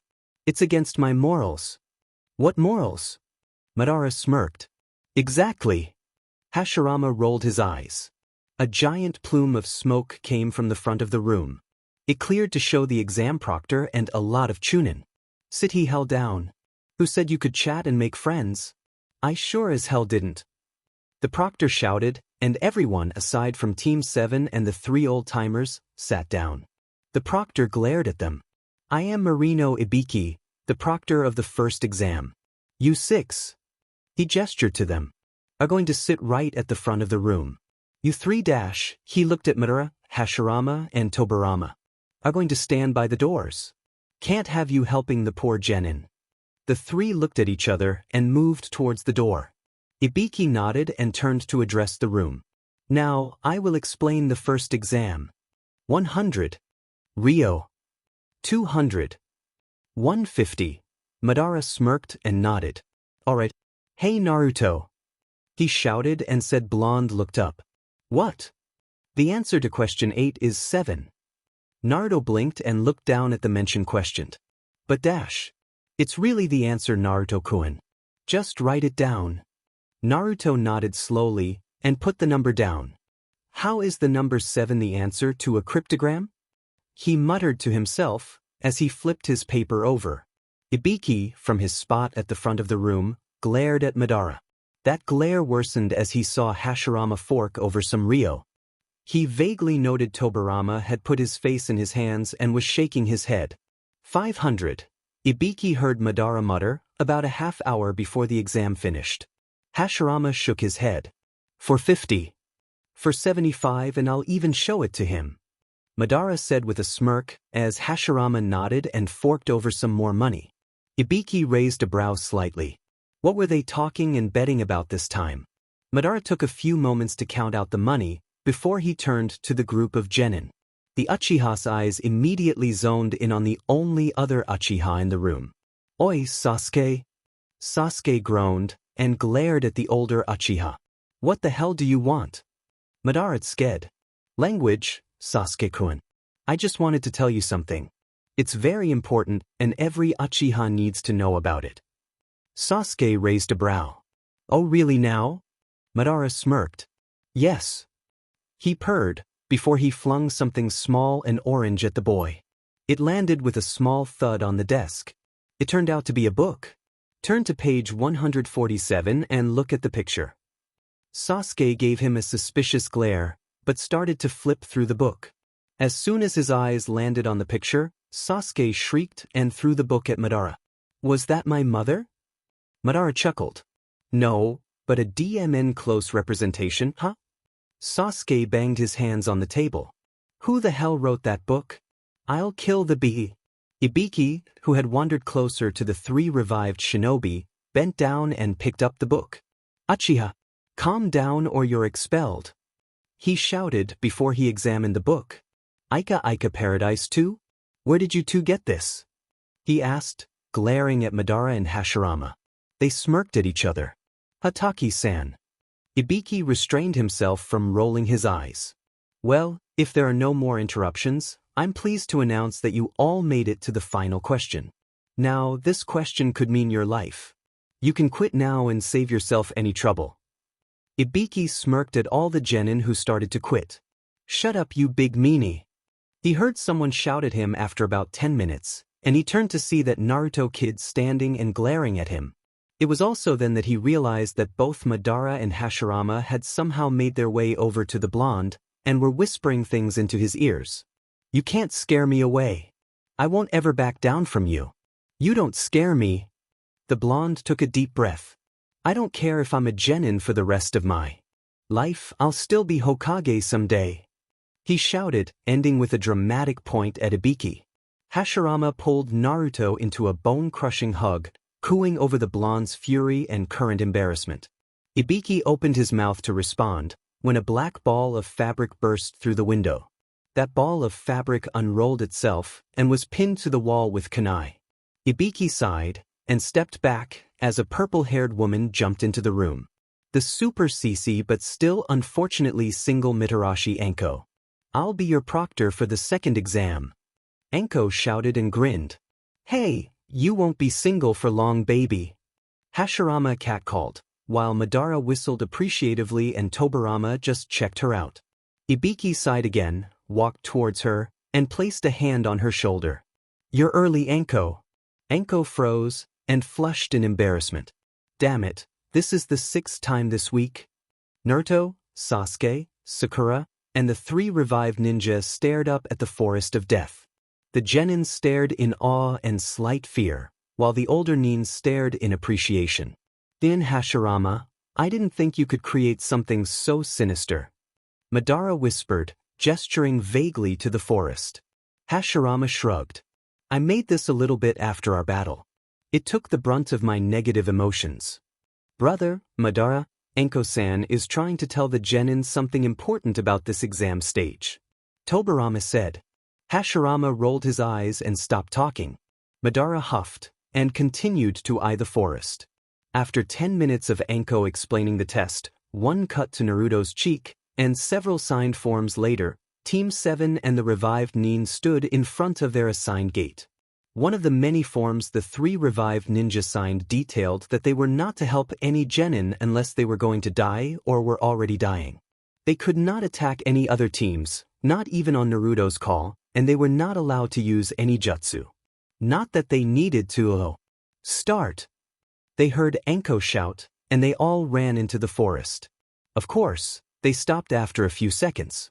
Sasuke turned to the group. All right, are we ready to do this? Naruto crossed his legs slightly. Let me go to the bathroom first. He ran off behind a tree. A few minutes later, he came back out. Ding, I could have written my name. He grinned, but it faded when Sasuke launched a kunai at him. What was that for? Your transformation is worse than Naruto's. Sakura stated with a scoff. Sasuke nodded. Where's the cut on your cheek? And Naruto's right-handed, yet your kunai holster is on your left leg. After he said this, he started beating up the transformed ninja, until the transformation broke and the nin ran off. Tobirama slipped behind the tree Naruto ran to and untied the poor blonde. Once he was safely back with the group, Sasuke cleared his throat. We need a password. Yeah, no offense Sasuke-kun, but a password is a bad idea. Hashirama said, waving his finger in a no-no gesture. But how are we supposed to recognize each other if we get separated? You have the Sharingan, Sasuke-kun. Madara said, making Sasuke slam a hand into his forehead. I forgot about that. But wait, how am I supposed to use my Sharingan to recognize my teammates? Madara glanced around, his eyes settling on an inconspicuous bamboo grove growing behind them, before he leaned into to whisper to Sasuke. You can use it to see the pattern their chakra takes in the body. Naruto's, for example, has a red tinge to it. Sasuke nodded and activated his Sharingan. He waved his teammates over. Okay, listen closely. He whispered. I can recognize your chakra pattern. Naruto, I'll go by that red tinge in yours. Sakura, your chakra has a greenish tinge to it. Naruto frowned. How are we supposed to know it's really you? The Sharingan, Naruto. The what now? Sasuke opened his mouth to respond, but was cut off by the second Hokage. Not now, Sasuke-kun. We have company. He stated as a powerful gust of wind knocked the 3 genin away. The 3 remaining nin looked at each other before jumping off to find a genin each. Hashirama, who had gone after Naruto, smiled. Finally, a strong opponent to evaluate his skills against. Of course, he had to help Naruto first. It just wouldn't do to see him get killed this early on. Naruto-kun. Naruto, where are you? Hashirama called, jumping to a new branch. He frowned and looked around. Odd, he could have sworn Naruto landed somewhere over here. Shadow clone jutsu. He heard the blonde cry, before he was showered in disgusting smelling flakes of flesh. Ew.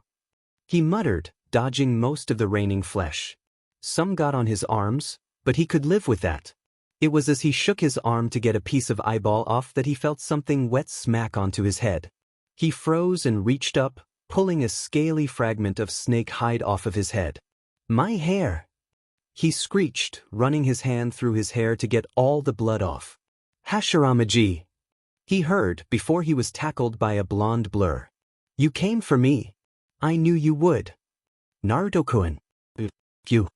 He took a couple of calming. Okay, not so calming breaths. My hair.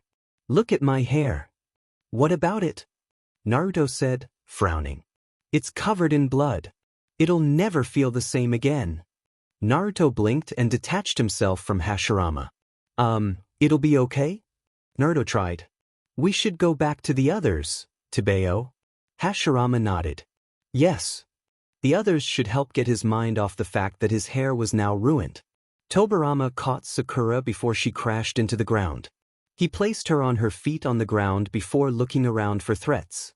Seeing none, he returned his attention to the genin before him. Are you all right? Why yes. Tobirama nodded. Good. Follow me. We need to get back to the others. He stated before turning around and walking off. Madara sat next to Sasuke as they waited for the others. It was boring but necessary. He sighed and glared pointedly at the large tree a few meters in front of them. He could sense the strong ninja hiding in the tree, and he knew by the chakra it was rather hard to tell with the cleverly disguised chakra, was responsible for the wind blasts that separated the genin. Sasuke-kun, I'm going to be up in the trees on lookout. Madara said, standing.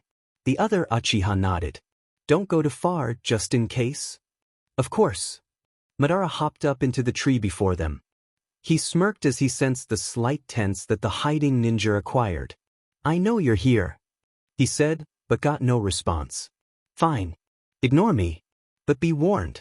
The last person who ignored me wound up with a kunai in his skull. Still no response.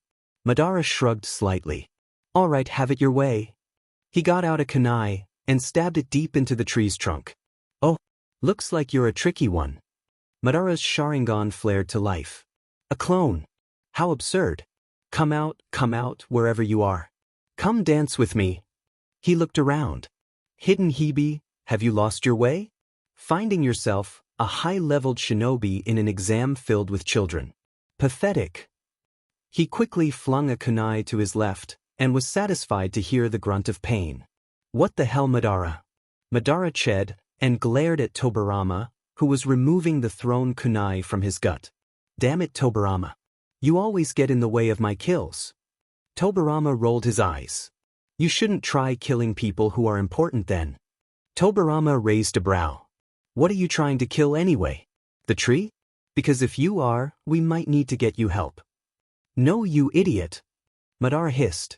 Can you not sense the hidden Hibi laying in wait? Tobirama's brow raised higher as he expanded his senses. True to Madara's word, he could sense a well-hidden opponent hiding close by. Seems you were right. Madara huffed. I'm never wrong. I have proof that contradicts that. Madara glared. No, you don't. Yes, I do. But let us focus on this upcoming battle first. Madara nodded and got into an offensive stance. Tobirama extended his senses further to find the ninja. Here he comes. From the south. Madara flung a kunai in the direction, only to get a yelp and a scream for his efforts. Madara, why are you trying to kill me? Again. It just wasn't fair. At least, that's what Orochimaru thought, as he dodged a kunai that Uchiha Madara stabbed at him. All he wanted was Sasuke's body. Was that too hard to ask? Can you not sense the hidden Hibi laying in wait? He heard Madara ask someone, and he slowly surfaced from a tree a few meters away to see who. Seems you were right. Orochimaru's eyebrow twitched at the familiar voice, and barely made it back into the tree as a kunai came flying towards him. He waited for it to impact into the tree, only it never did. He peeked out of the tree, to see the kunai flying a little more up. He got ready to dodge, when a blur came and the kunai delved into it. Madara, why are you trying to kill me?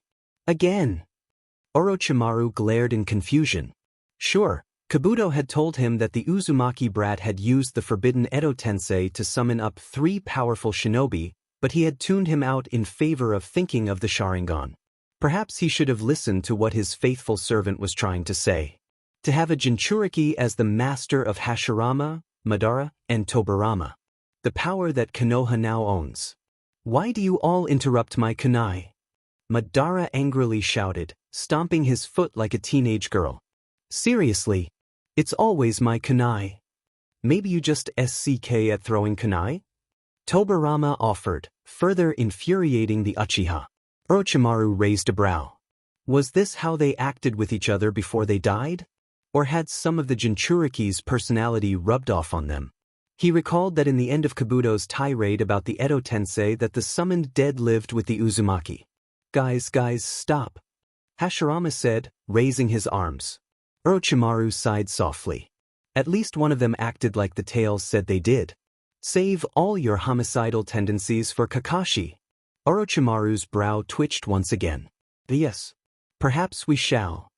Madara smirked, absently twirling a kunai in his hands. Tobirama rolled his eyes. You can't kill Kakashi.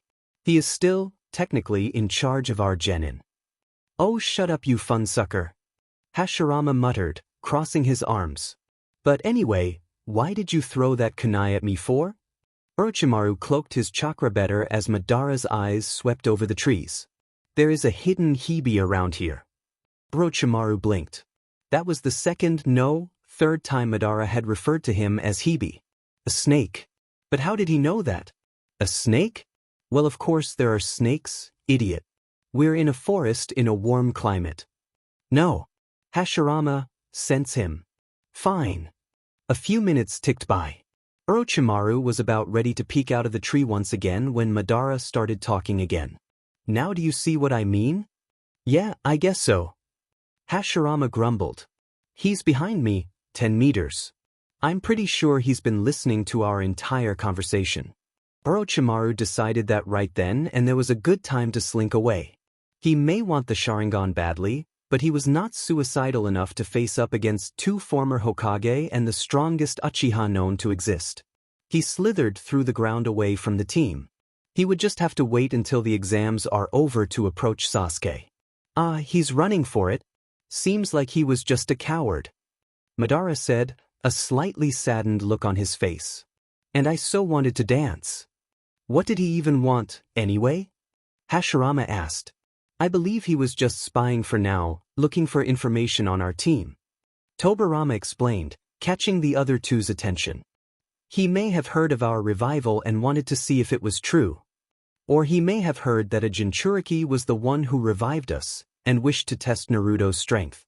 Madara muttered, glaring at the ground in thought. That perhaps he was after Sasuke-kun. Hashirama said, and his brother and rival's eyes immediately bore into him in question. Think about it.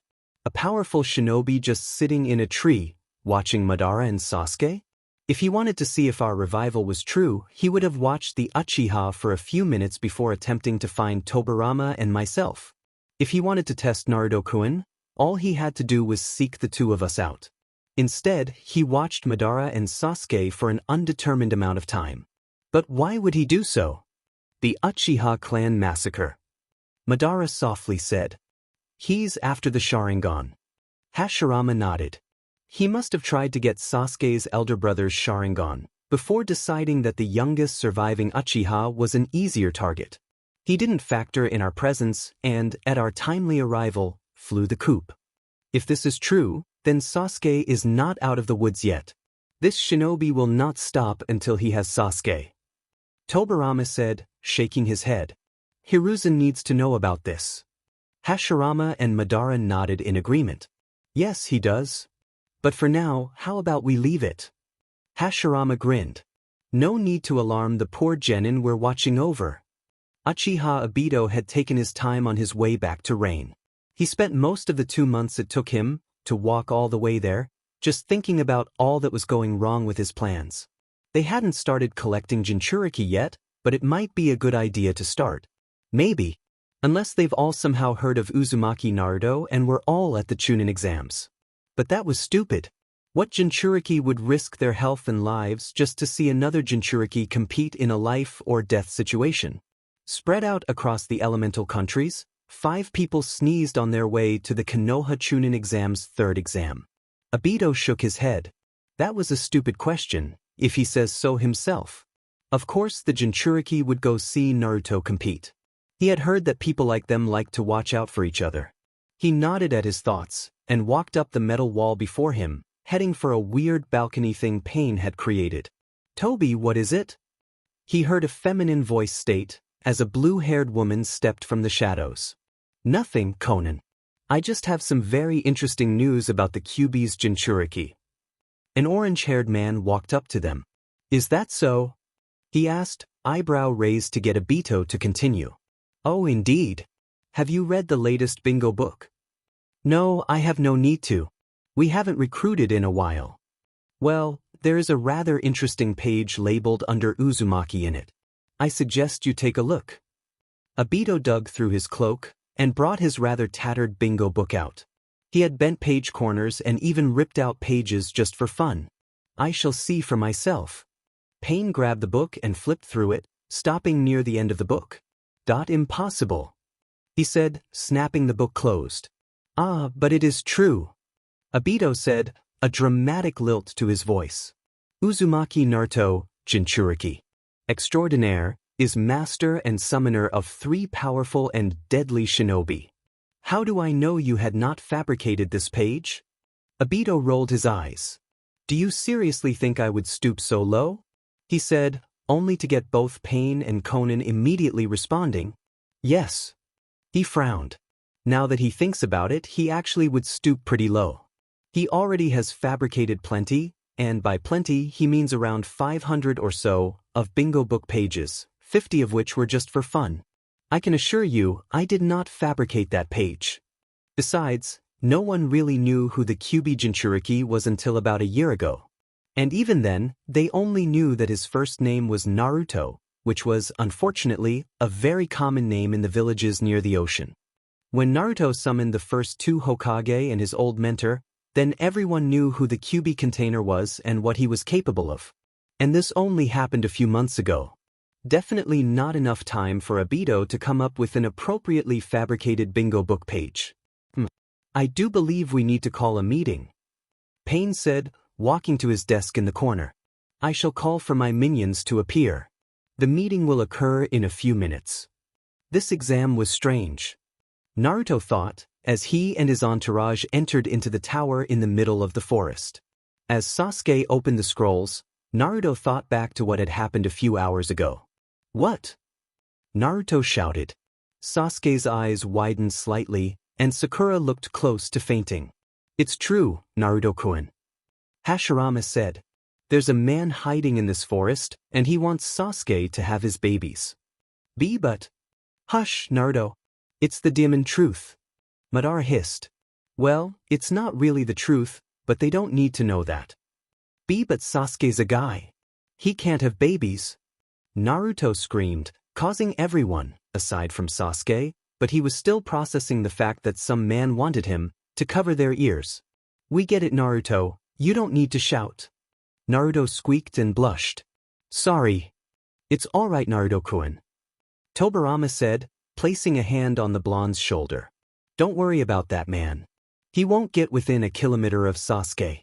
We'll make sure one of us is with him at all times. Preferably me.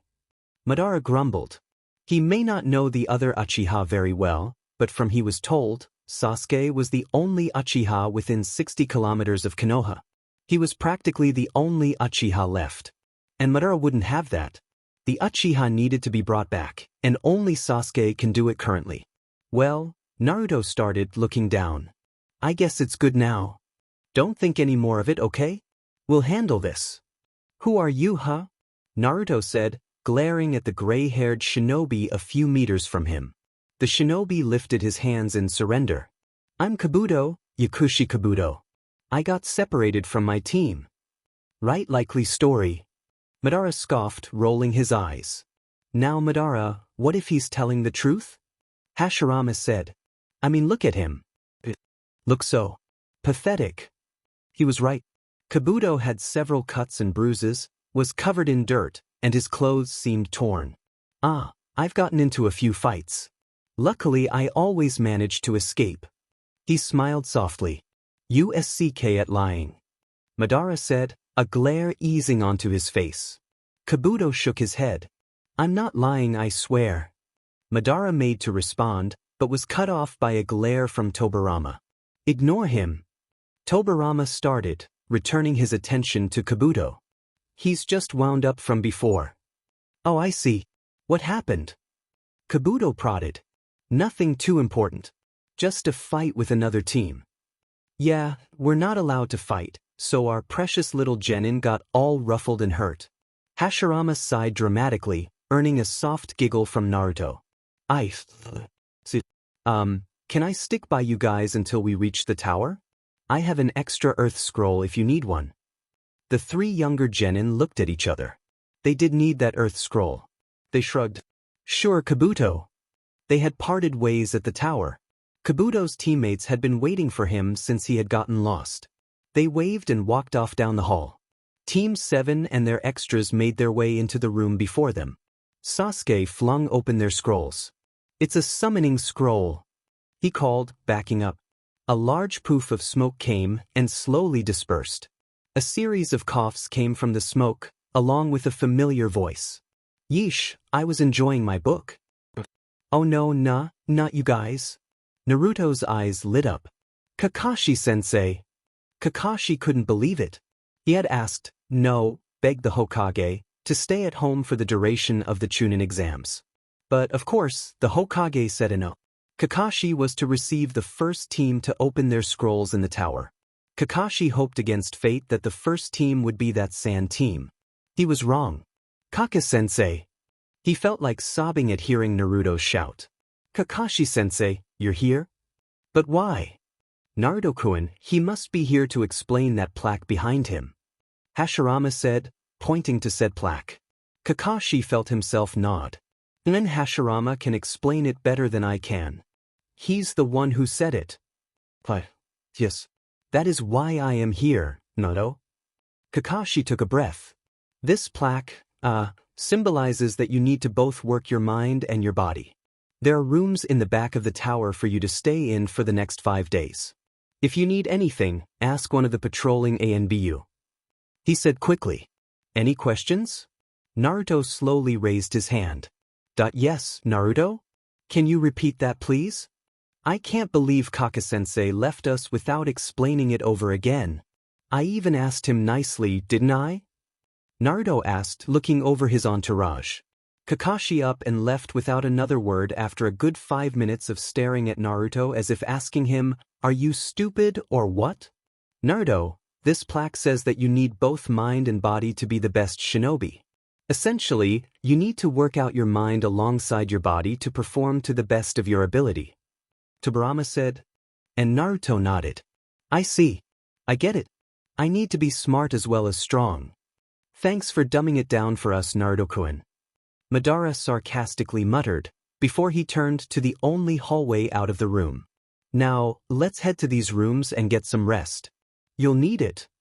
Naruto, despite caring for his teammates and friends, barely paid any attention to the battles. He thought about the third speech and about how hungry he was. His stomach rumbled angrily and he pouted, planting a hand there. Madara, who was standing beside him, gave him an, are you kidding me, kind of look. Madara-aji, any, Madara-aji. Naruto whined, until Madara glared at him. What? I'm hungry. Good for you. Now shut up. Naruto pouted again. Madara-aji, any, anything Madara-aji. Madara's eyebrow twitched. Can you please, pretty please, get me something to eat? Naruto forced his eyes to tear up, though he doubted Madara would care. Please. Madara gave him a disgusted look and backed away. Aren't just, dear God, stop that look. I'm going see. He disappeared, just as the proctor, Hey 8, announced the next match. Uzumaki Naruto vs Inuzuka Kiba. Madara forced several Ryo into a single vending machine out in the hallway. He punched in the number for the instant ramen package and smirked. Oh, Naruto would flip for this. Too bad he can't eat it without boiling water. A series of evil chuckles echoed through the empty hall as Madara grabbed the ramen cup. He shoved it and his returned change into his back pouch. He glanced around, before heading back into the arena room. What he saw made him glare furiously. You son of a beaches! Why the hell did you start without me? Naruto jumped down into the arena, quickly followed by Hashirama and Tobirama. Hate frowned at the two Kage, but allowed it. After all, there were, technically, no stated rules for these tournament-style matches. Kiba was quickly moving his head back and forth between the two Kage and Naruto. Ready? Hate asked with a cough. No dash, Kiba started, but was cut off by Naruto. Hell yeah. Begin. Kiba gulped and backed away. Hey, wait, I don't want dash, he was once again cut off. This time by Naruto rushing forwards, Hashirama at his heels. Tobirama stayed back, leaning against the wall. Naruto threw a punch at Kiba, who deflected it. Go Naruto! Hashirama cheered. Naruto grinned wide and swept at Kiba's legs with a kick. Kiba retaliated by sending Akamaru at Naruto, and rushing the blonde while he was distracted. Just as he was about to hit Naruto, he was interrupted by an angry Madara growling out. You son of a beaches! Why the hell did you start without me? The Uchiha stalked down into the arena and Kiba once again backed away from a now pouting Naruto. Madara-aji, did ya get me something to eat? Madara glared at him. No. Why didn't you wait for me? Hashirama raised his hands innocently. Now He trailed off when Madara turned his glare onto him. It was all Tobirama's fault. Madara raised a brow. Was Hashirama really chickening out and claiming Tobirama was at fault here? Hashirama shook his still raised hands in surrender. I swear. It was all Tobirama's fault. Madara's brow raised further as he turned to Tobirama. Tobirama shook his head with a sigh. Don't listen to him. He was the one who figuratively pushed Naruto into the arena. Madara smirked and looked back to Hashirama. Someone cleared their throat. The 3 Kage and 2 Genin looked over to Hiruzen, who was glaring slightly at Madara. Would you please continue the fight? We are on a schedule. Kiba leaped towards the proctor as Naruto and his revived shinobi turned to him. Proctor. I give. I forfeit. Hayate coughed a few times before nodding. Winner by forfeit, Uzumaki Naruto. Naruto angrily crossed his arms as he glared across the arena at Kiba, who was desperately trying not to look at the blonde. He distantly heard Sakura's name being called, and absently sent a few cheers her way, all while still glaring at Kiba. Naruto-kun, stop glaring at the Inuzuka. Tobirama said, dropping a hand onto the blonde's shoulder. Naruto huffed and tuned back into the match going on below, just in time to hear the proctor call out. We have a draw. As both contestants are unconscious, neither wins. Naruto pouted down at the proctor, who ignored him in favor of calling out, next. Hyuga Neji versus Hyuga Hinata. Naruto's hands curled around the railing as he watched the 2 Hyugas go at it. His eyes were slowly narrowing into a murderous glare at Neji as the older Hyuga started on and on about some fake crap and how Hinata should give up. Hinata looked on the verge of tears. Naruto shook with the force of his anger as he listened to Neji drone on and on. Oh, shut up already! Naruto shouted, effectively surprising the elder Hyuga. Geez, don't you ever shut the hell up? I mean, come on. Hinata's not weak. She's actually pretty cool. He slammed a fist down onto the railings, and was about to continue when Tobirama once again dropped a hand onto his shoulder. Naruto-kun, that's enough. Naruto frowned, but nodded. He noticed that Hinata had stood up straighter, and was now rushing forwards. Only to get a palm strike to her. What the hell, Neji? Naruto screamed, pointing down at the Hyuga, who stared up at him quizzically. Neji, having been distracted by Naruto's yells, looked to Hinata, and finally realized exactly what the blonde was talking about. Stop touching Hinata's melons, you freak. Hinata blushed bright red before falling over in a dead faint. Neji himself felt his face heat up as he rubbed his hands on his shirt, as if it would clean them off. Madara snickered from his position behind Naruto, as did Hashirama, while Tobirama just introduced his hand to his face. Naruto-kun.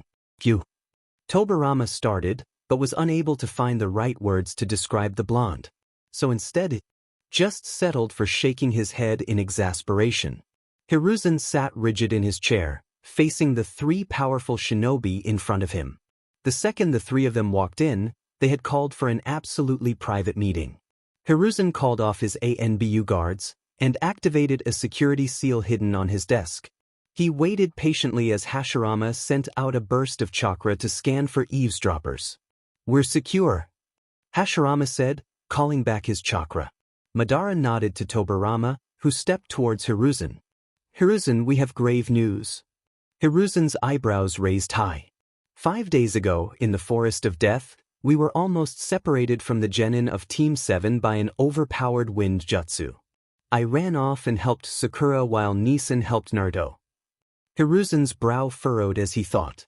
Calling for absolute privacy just to tell him about an overpowered wind user and that Team 7 had been split for a few minutes?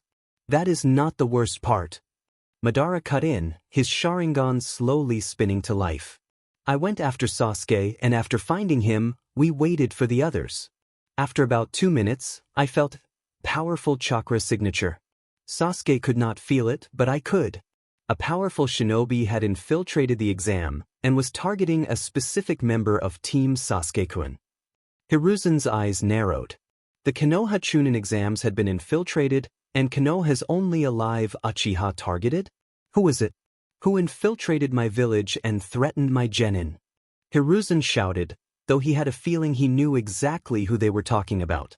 The 3 older shinobi glanced at each other, before Madara cleared his throat to continue. His chakra felt sinister, strange, corrupted. There was a hint of Hashirama's chakra signature within it as well. Madara gave Hashirama a meaningful glare as Hashirama grumbled something obscene. But that's not all. I could tell that he had a summoning contract. With the snakes. Hiruzen's vision tinged red and he growled, voice thick with guilt and anger. Orochimaru. Naruto wandered through the village, hands behind his head. He had run off the second the third Hokage had let them go after announcing who they'd be fighting in the finals. His 3 entourage summons had been called to talk to the third, leaving Naruto all alone. He pouted as he slowed to a stop. And his stupid sensei hadn't shown up to train any of them. In fact, Naruto thought, I haven't seen Kakashi since he told us we passed the second exam. Naruto frowned and glanced around for his elusive sensei. He spotted a shock of white hair out the corner of his eye. He grinned and ran up to the white-haired person. His eyes narrowed into a glare, however, when he saw that the man was peeking into the woman's bathhouse. Naruto growled and pointed at him. What the hell are you doing, you pervert? The man jumped and whirled to look at Naruto. Who are you calling a pervert, brat? He shouted. Naruto pointed once again at him. I'm calling you a pervert, you pervert. The man's eyebrows twitched and he gave Naruto a glare. I'll have you know, I'm not a pervert. Naruto rolled his eyes. Then why were you peeking in the women's bath? Because I am no ordinary pervert. The man shouted jovially, before he did a funny jig and slammed his hand on the ground. A large toad appeared out of the smoke, and the man struck an odd pose atop it. I am the super pervert. I'm one of the strongest shinobi around, one of the Sannin. I am Jiraiya the Gallant. Naruto choked on a hysterical laugh. That frog what? Naruto stuttered, before returning to the point. You're still a pervert. Jiraiya slammed a fist down on Naruto's head. I just told you I'm not just a pervert. And it's a toad, you brat. What the hell, old man? You perverted hermit. Naruto clutched his head and dodged the next hit Jiraiya sent his way. He stepped back a bit to glare up at Jiraiya. Don't you dare call me that, you brat. Stop calling me a brat, you perverted jackass. Jiraiya's glare worsened. Say that to my face, brat. Naruto scowled and stepped towards him. Fine. Stop calling me a brat. Naruto took a deep breath. You perverted jackass. He screamed into Jiraiya's face, only to almost instantly regret it as Jiraiya's glare became murderous. Jiraiya reached towards Naruto, who sidestepped and dashed off down the road. Get back here, brat. Naruto gulped and ran faster. No way, old man. Naruto ran into a training ground and was halfway across the river there when a large toad landed on his back, sending him face first into the riverbank. The toad laughed and dissipated. Naruto sat up and spat the dirt in his mouth out. He heard a chuckle and focused his attention to the grinning Jiraiya on the opposite riverbank. Caught you, brat. Naruto glared and stood. You cheated. Jiraiya looked affronted. Did not. Did so. I did not. You used your dim and funky toad stuff and had it tackle me. You cheated. Jiraiya gave a loud laugh. Demon kid, I like you. Naruto got a disgusted look on his face and was about to say something when Jiraiya cut in. All right, I'll train you to summon toads. Naruto blinked. Summon? Hashirama glared at the surprised-looking white-haired pervert before him as he stood protectively in front of Naruto. He, his brother, and his eternal rival had finally finished their talks with Hiruzen. It took them 3 whole days to hammer out all the details of their plan to take down that snake guy. Hashirama had honestly forgotten the snake dude's name since Hiruzen only mentioned it the one time and then refused to say it again. Ha, Hashirama-sama? You're alive? The pervert asked, staring wide-eyed at Hashirama. Hashirama glared. What have you been doing to Naruto-kun? Hashirama shouted, making the pervert blink. Hashirama-sama, it's me, Jiraiya. Remember? The kid Tsunadeheim kept punching out? Hashirama raised a brow and thought back through the years. After a few moments of silence, Hashirama started. Snickering. Oh man, I forgot that you were whipped. By my granddaughter no less.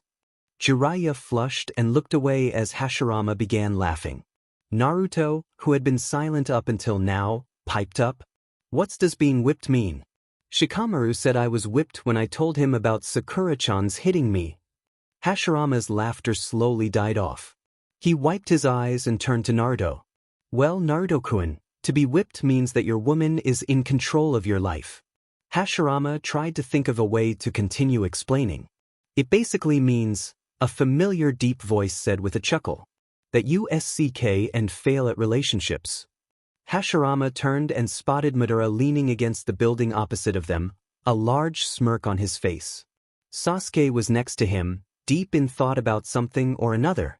Madara, where'd you come from? Hashirama asked, ignoring Jiraiya's sputtering at the revived Uchiha. Madara gave a non-committal shrug and gestured to Sasuke. Sasuke-kun here needed enlightenment. Madara immediately turned to Naruto and shushed him, as the blonde was about to ask him what enlightenment meant. Enlightenment, Naruto, means that I just told him a bunch of shit you don't need to know, and that I give you permission to pester Hashirama for new jutsu. Naruto cheered, and launched himself at the first Hokage. Hashirama-ji, teach me a new jutsu. Please. Naruto attempted to make the same face he made to Madara during the prelims. Hashirama desperately tried to look anywhere but the pouting blonde, but was unsuccessful when Naruto shouted, Shadow Clone Jutsu. And he was surrounded by cutely pouting blondes. Alright. Naruto-kun, I'll teach you a jutsu but please, knock it off. Naruto cheered once again. What are you gonna teach me, Hashirama-ji? Nani, is it something super duper cool? As Naruto jabbered his ear off, Hashirama led him away from Madara, Sasuke, and Jiraiya. Madara chuckled darkly. Mwaha. Revenge is the best. Madara looked at Sasuke, who was staring at him. Now Sasuke-kun, I promised to teach you all about revenge, didn't I? Sasuke nodded, looking almost like a depressed puppy. Well, it starts like this. Madara proceeded to tell Sasuke all about getting revenge as the two Uchiha walked off into the sunset. Jiraiya was left all alone, his mind brought to a halt at the two revived shinobi. One more surprise, he thought, turning on the spot.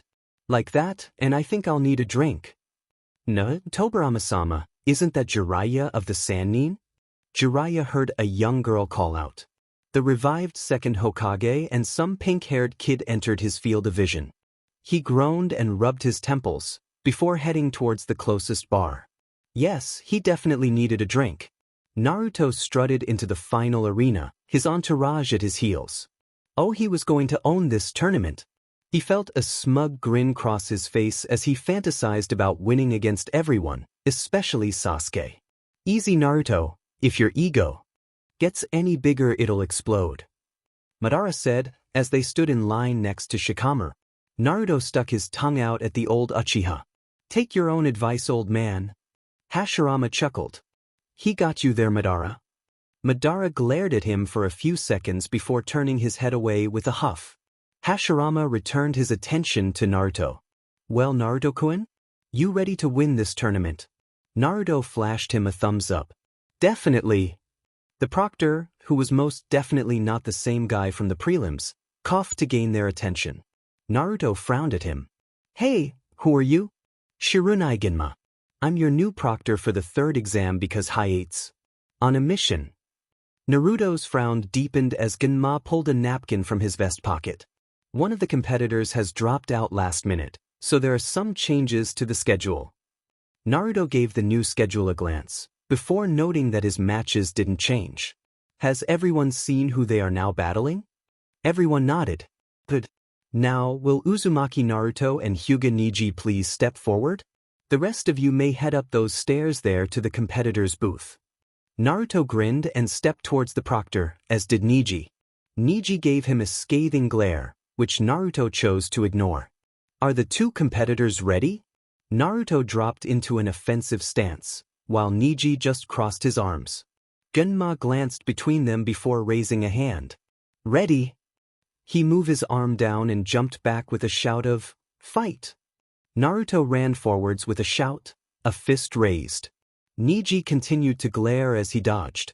Naruto shouted again and launched a sloppy kick at Niji's legs. A kick Niji just leaped over and returned with his own, sending Naruto flying back towards his entourage. Naruto groaned as he sat up. Hashirama gave him a concerned look over. "Naruto-kun, are you alright?" Naruto huffed and nodded. Yeah, I am fine." Naruto jumped to his feet and placed his hands into a cross-shaped seal. "Take this. Shadow Clone Jutsu." Naruto poured a lot of chakra into the jutsu, causing just over 100 of himself to appear. Niji's eyes widened just a little as each Naruto came rushing towards him, fists raised high. Hashirama cheered loudly while Madara rolled his eyes. Tobirama didn't say or do anything, as he was more focused on looking around the arena. As Naruto attempted to hurt Niji, Tobirama turned to his brother and Madara. "Do you two feel that?" Hashirama blinked and gave him a look. "Feel what?" "That chakra." Tobirama gestured around, as if that answered Hashirama's question. Madara raised a brow before focusing his chakra and trying to detect what Tobirama had. Hashirama followed his lead. Tobirama concentrated on the familiar chakra he had felt, only to feel it slink away and disappear. "Sheet, it's gone." Tobirama cursed as Hashirama frowned, gaining a contemplating look. "It felt really familiar. Kinda like my chakra does, now that I think on it." Madara started to chuckle darkly, causing the brothers to look at him. "Madara? What is it?" "Ha he he ha." Madara's Sharingan whirled to life as his gaze lifted to the Kage's box. "The hidden Hibi is back." Hashirama's eyes widened, while Tobirama's narrowed. Before either brother could respond, they suddenly heard loud cheering from both Naruto and the crowd. The three revived ninja returned their attention to the fight, only to realize that, in their private chakra detection party, they had missed the entire thing. Hashirama gained a sheepish look as Naruto bounded towards them happily, if a bit dirty and a few bruises dotting his arms and face. Any, did ya see that Hashirama Jiji? I was so cool. I kicked Niji's perverted butt." Hashirama gulped and forced a grin onto his face. "I sure did. Why, you were great, Naruto. How about, after this, I buy you ramen?" Hashirama lied horribly and let out a boisterous laugh that sounded decidedly fake. Madara rolled his eyes as Tobirama shook his head. Naruto cheered loudly once again, before running towards the stairs, the three revived ninja at his heels. Madara turned to Hashirama. "You still SCK at lying?" Naruto felt his mind drift off as Shikamaru and Temari's battle started to drag on past 2 minutes. Madara noticed immediately when the blonde's attention spanned into nothingness, as the preteen started staring at a crack in the wall as if reminiscing how it got there. In fact, Naruto was having a flashback. Not that anyone could see it, as it was Naruto's flashback and not anyone else's. Anyways, Naruto was thinking back to when he was training with Jiraiya to summon toads. It wasn't going too well. No matter what he tried, he could summon a stupid toad. All he got was crappy-looking half-deformed tadpoles, which Jiraiya freaked about as apparently there was no deformed tadpoles on Mount Mayaboku, whatever that was. Naruto tried once again to summon a toad. He bit his thumb and quickly performed the required seals, before slamming a hand down with a shout of "Summoning Jutsu!" A large cloud of smoke burst into existence, before it dissipated and revealed yet another tadpole. At least this one was only missing its one back leg. Last time he summoned one, the thing's head was completely gone. He heard Jiraiya sputter angrily before he dismissed the tadpole. "You brat! Can't you at least try for whole tadpoles? It's better than torturing the poor things by decapitating them." Naruto frowned at the long words in that sentence. What's torturing mean? And decapitating? Naruto winced as he knew he mangled the second word. Jiraiya stared at him. Are you really that stupid?" Naruto bristled and glared at him. "I'm not stupid, you perverted butt." Jiraiya glared right back. "Who are you calling perverted brat?" "I'm calling you perverted, you perverted j. That's it." Jiraiya reached out and pushed against Naruto's chest. Naruto flew back. In fact, he flew so far back that he fell off the DMN cliff they were training next to. Holy Mother of the Ramen God. Naruto screamed as he fell into the crevice. His sensitive ears just barely picked up an angry snarl from above him and Hashirama's voice screaming at Jiraiya for his stupidity of throwing Naruto off of a cliff. Naruto spared a brief moment to wonder how long Hashirama was watching Naruto's failures at summoning. He closed his eyes with a desperate shout of, "I don't want to die." Naruto opened his eyes to see a large cage in front of him, with an eerily large, red, demonic-looking eye peering out at him. Naruto stared for a few more seconds before saying, "Hello. I'm Uzumaki Naruto." Naruto looked around before returning his attention to the eye, which hadn't moved or blinked yet. "Say, d'you know where we are? Last I remember, I was fallen off of a cliff and was about to die." The eye finally blinked before a light, that most definitely had not been there before, lit up to reveal that the eye belonged to the Kyuubi. "Oh, hey, I didn't know I could come visit you." That made the Kyuubi blink again and mutter something under his breath. "Brat!" The Kyuubi roared, nearly terrifying Naruto to death. "What are you doing here?" Naruto frowned and tilted his head. "I went over that already. I was fallen to my death and then I was here. Say, d'you think I can borrow some chakra? If I could summon the Toad Boss, then I could not die." Naruto grinned wide.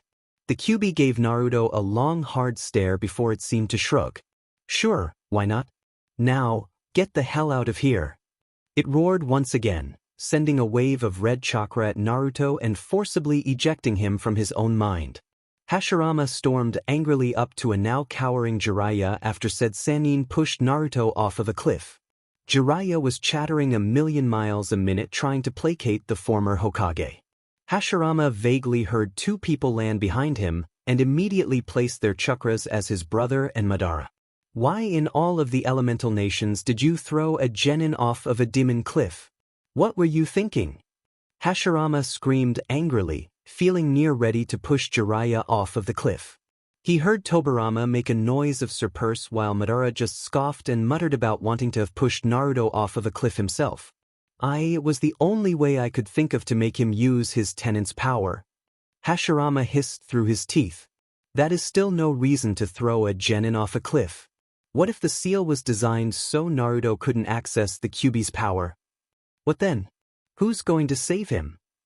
Hashirama took a breath and, ignoring Madara's snickers and comments about needing popcorn, opened his mouth to continue his tirade. He was cut off, though, by Naruto's scream of "Summoning Jutsu!" And then, from the depths of the crevice, the large toad boss leaped up, Naruto dancing happily on his head.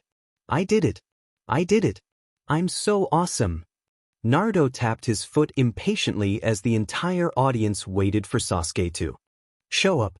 Kankuro had dropped out after Shikamaru and Temari reached a stalemate, and Shikamaru forfeited. The redhead Sasuke was supposed to fight was standing in the middle of the field, twitching now and then. Another minute passed with no Sasuke showing up. Naruto growled under his breath. After a few more seconds, Naruto shouted angrily and raised his hands in the air. "What the hell, you stupid stuck-up bastard? Where the hell are you?" Naruto, shut up. "He'll be here in 15 seconds. Madara said, cuffing the blonde on the back of his head. Madara was the one who had voted to stay behind in the competitor's box. Hashirama and Tobirama were standing next to the Hokage, talking to one another about something. "But Madaraji, he's so late." Madara sighed and glared at the sky for a few seconds, before a smirk crossed his face. He looked back down at the redhead in the arena. "You're right, Naruto. He stood up his pretty date." But, just as he said that, a large plume of smoke erupted in front of the proctor. "Better late than never, right?" Naruto blinked in confusion, until the smoke dissipated. "Sasuke, you're late." This was not working. That was the only thought on Sasuke's mind as he failed to hit his opponent, Gaara. He leaped up to the wall as Gaara threw another wave of sand at him. Sasuke let his Sharingan swirl into his eyes as contemplated what to do. He could use the new move Kakashi had taught him. He made 3 hand seals, and lowered his hand to the ground. Kakashi had told him that the technique worked better the closer he was to the ground. Something about fastest path of electrons. Sasuke had honestly not bothered listening to his science-y mumbo-jumbo. He felt his hand heat up as chakra started coursing through it. Eventually, his chakra changed into lightning, and Sasuke stood, keeping his hand low. He dashed towards the sand-covered Gaara with a shout of, "Chidori!" Naruto watched with wide eyes as Sasuke started his newest technique. It was so cool. Madara, who was now standing next to Naruto and leaning on the railing, scoffed at the stars in the brat's eyes. Madara had briefly let his Sharingan activate to copy the technique, because one would never know when a loud assassination technique would come in handy. Nathmara GD, you think Kaka-sensei could dash? Madara cut the blonde off before he could continue. No. Naruto pouted. But you don't even know what I was going to ask. Yes, I do, and Hatake wouldn't be able to teach you the technique. Your element is not lightning. Naruto's pout turned into a frown. Element. Yes, you see Madara was cut off from his soon-to-be lecture by a horrible scream coming from Gaara. Blood. My blood. And then feathers started to fall, as Gaara's teammates' siblings grabbed him and dashed from the arena, Sasuke on their heels. Madara raised a brow, the genjutsu passing over him harmlessly. He turned to Naruto with all intents to continue his lecture, only to find that he was out cold from the genjutsu. Really, Naruto? Really? Get up, brat. Madara said as he kicked Naruto in the side repeatedly, absently sending small bursts of chakra into the blonde. Naruto groaned and shakily tried to stand. My head and my ribs hurt. Naruto yelped as he felt his side, a row of fresh bruises slowly starting to form there. Madara-ji, did you kick me? No. Madara said, not even bothering to hide his sarcasm. I just patted you repeatedly with my foot until you woke up. Naruto huffed. You don't have to be all sarcastic with me. Madara raised a brow. Oh, wow, can you actually detect when I'm being sarcastic? Naruto flushed red and turned away. Of course I can. Naruto. Sakura's voice cut their conversation short. Naruto's face split into a grin as she ran up, a small dog at her heels. Sakura-chan. What's up? Sakura made a face before shaking her head and grabbing his arm. Come on, Kakashi-sensei said that we gotta follow Sasuke-kun. Get Shikamaru up and let's go. Naruto flashed her a thumbs up. Sure thing, Sakura-chan. Naruto turned to Madara. Say, Madara-ji, can you go see if the old man is alright? He pointed at the Kage box, before turning and running towards the faking Shikamaru. Madara grumbled about ungrateful blondes under his breath, as he leaped onto the railing and away from the genin. Madara landed with a soft thud behind a squad of ANBU outside of a shimmering purple barrier. His Sharingan whirled to life and tried to analyze the barrier. Madara-sama. One of the ANBU, a newer recruit by tell of the relief present in his voice, shouted, gaining the other ANBU's attention. Madara-sama, we are grateful you have come. We cannot figure out a way to get inside the barrier. Madara rolled his eyes and stalked forwards. I wouldn't do that if I were you. Madara just gave the NBU a flat stare over his shoulder and reached out to touch the barrier. The second he touched it, his hand burst into flames, making him curse and start shaking it wildly to douse the flame. I can understand why you told me not to do that. He muttered, waiting for his hand to heal up. He eyed the barrier in contemplation for a few seconds, before turning to the ANBU. How badly would I be burned if I just walked right on through? The ANBU glanced at each other, before one of them shrugged. What load of help you turned out to be. One of the ANBU shifted as if ready to say something, but they were cut off by Hashirama shouting, Orochimaru! How dare you! Madara sighed, and, taking a single calming breath, dashed at the barrier. Naruto landed on a tree branch as his new entourage stopped suddenly. He frowned at them. What's wrong? Pakin, the small dog that was leading them, tilted his nose behind them. There is a group of shinobi incoming. Each of them are at least Chunin, possibly Jounin level. Naruto gulped. How many? Sakura whispered. Pakin shook his head. I can't tell for sure. Anywhere from 10 to 15. Shikamaru cursed softly, before standing from the crouch he had taken up. I'll stall them. You two go on ahead. Naruto's eyes widened. Shikamaru, you can't. You'll get killed. Shikamaru just gave him a small smile. I'll do what's right to protect my teammates. I'll set up an ambush while you two run off to find Sasuke. Now go. Naruto nodded, as did Sakura, and they continued to jump from branch to branch. Naruto gave a fleeting glance back, just in time to see Shikamaru jump to the ground, and he swallowed roughly. Do you think he'll be all right? Naruto asked. Sakura shook her head. I don't know Naruto. Hopefully. Madara phased through the barrier with just a few burns and one arm missing. It was all good though, because it started reforming a few seconds later. He brushed ash off of his shoulders before glancing up. The 4 shinobi that were sealed inside were staring at him from behind 2 coffins. Hashirama stared at him in horror and sadness, and were those tears in his eyes. Orochimaru in fascination, Hiruzen in slight anger, and Tobirama in pity. It was the last stare that made him question out loud. What?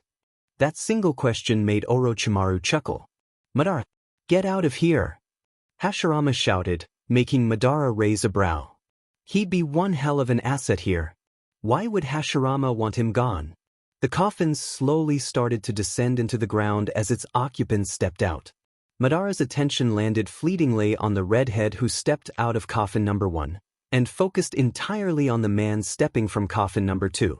He could feel his Manjikyu activating as the man turned around.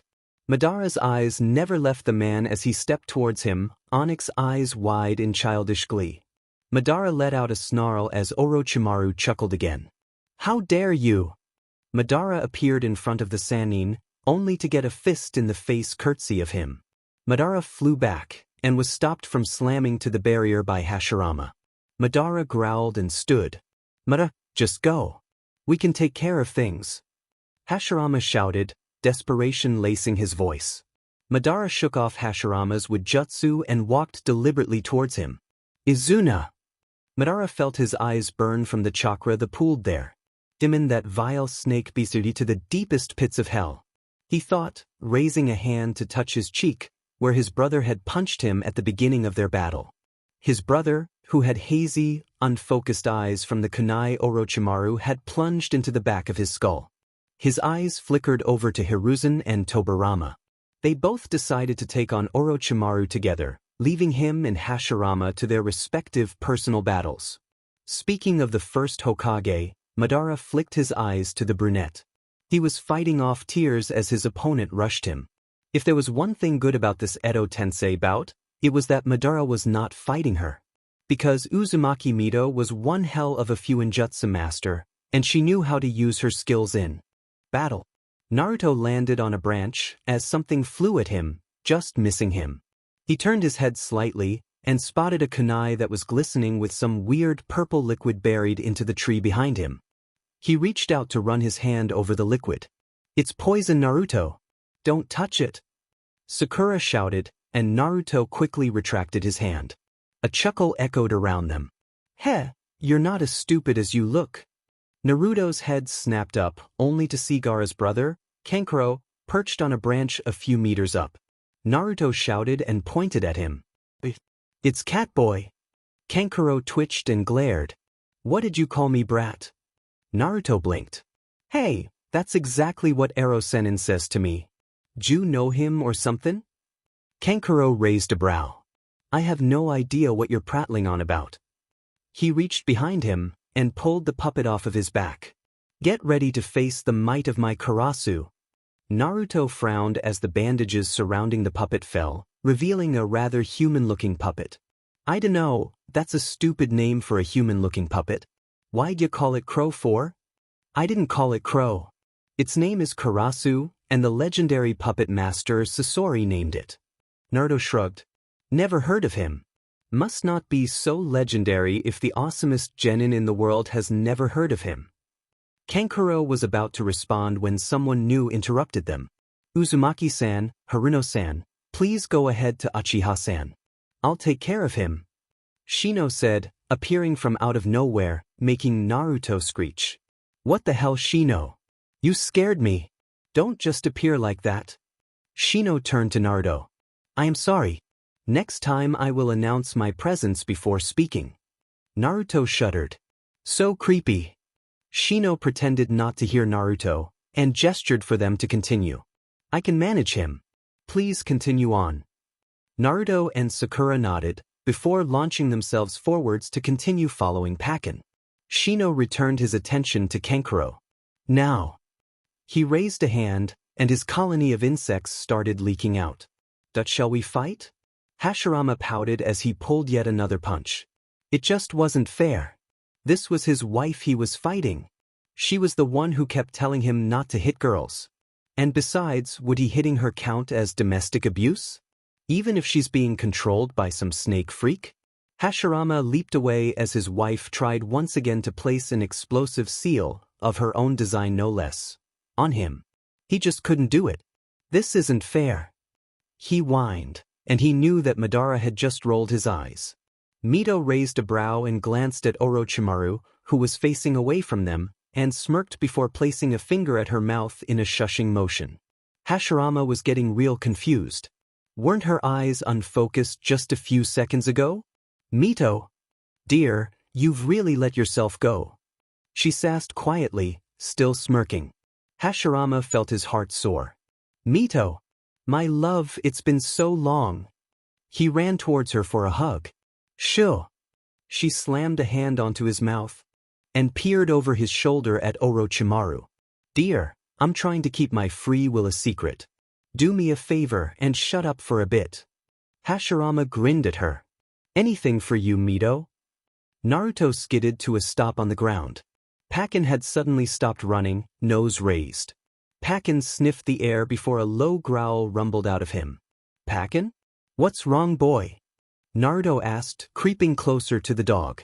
Naruto opened his mouth, about to ask again after a few minutes of silence. Just as he started to form the words, a black blur slammed into him, sending him and whoever landed on him to the ground. Ow!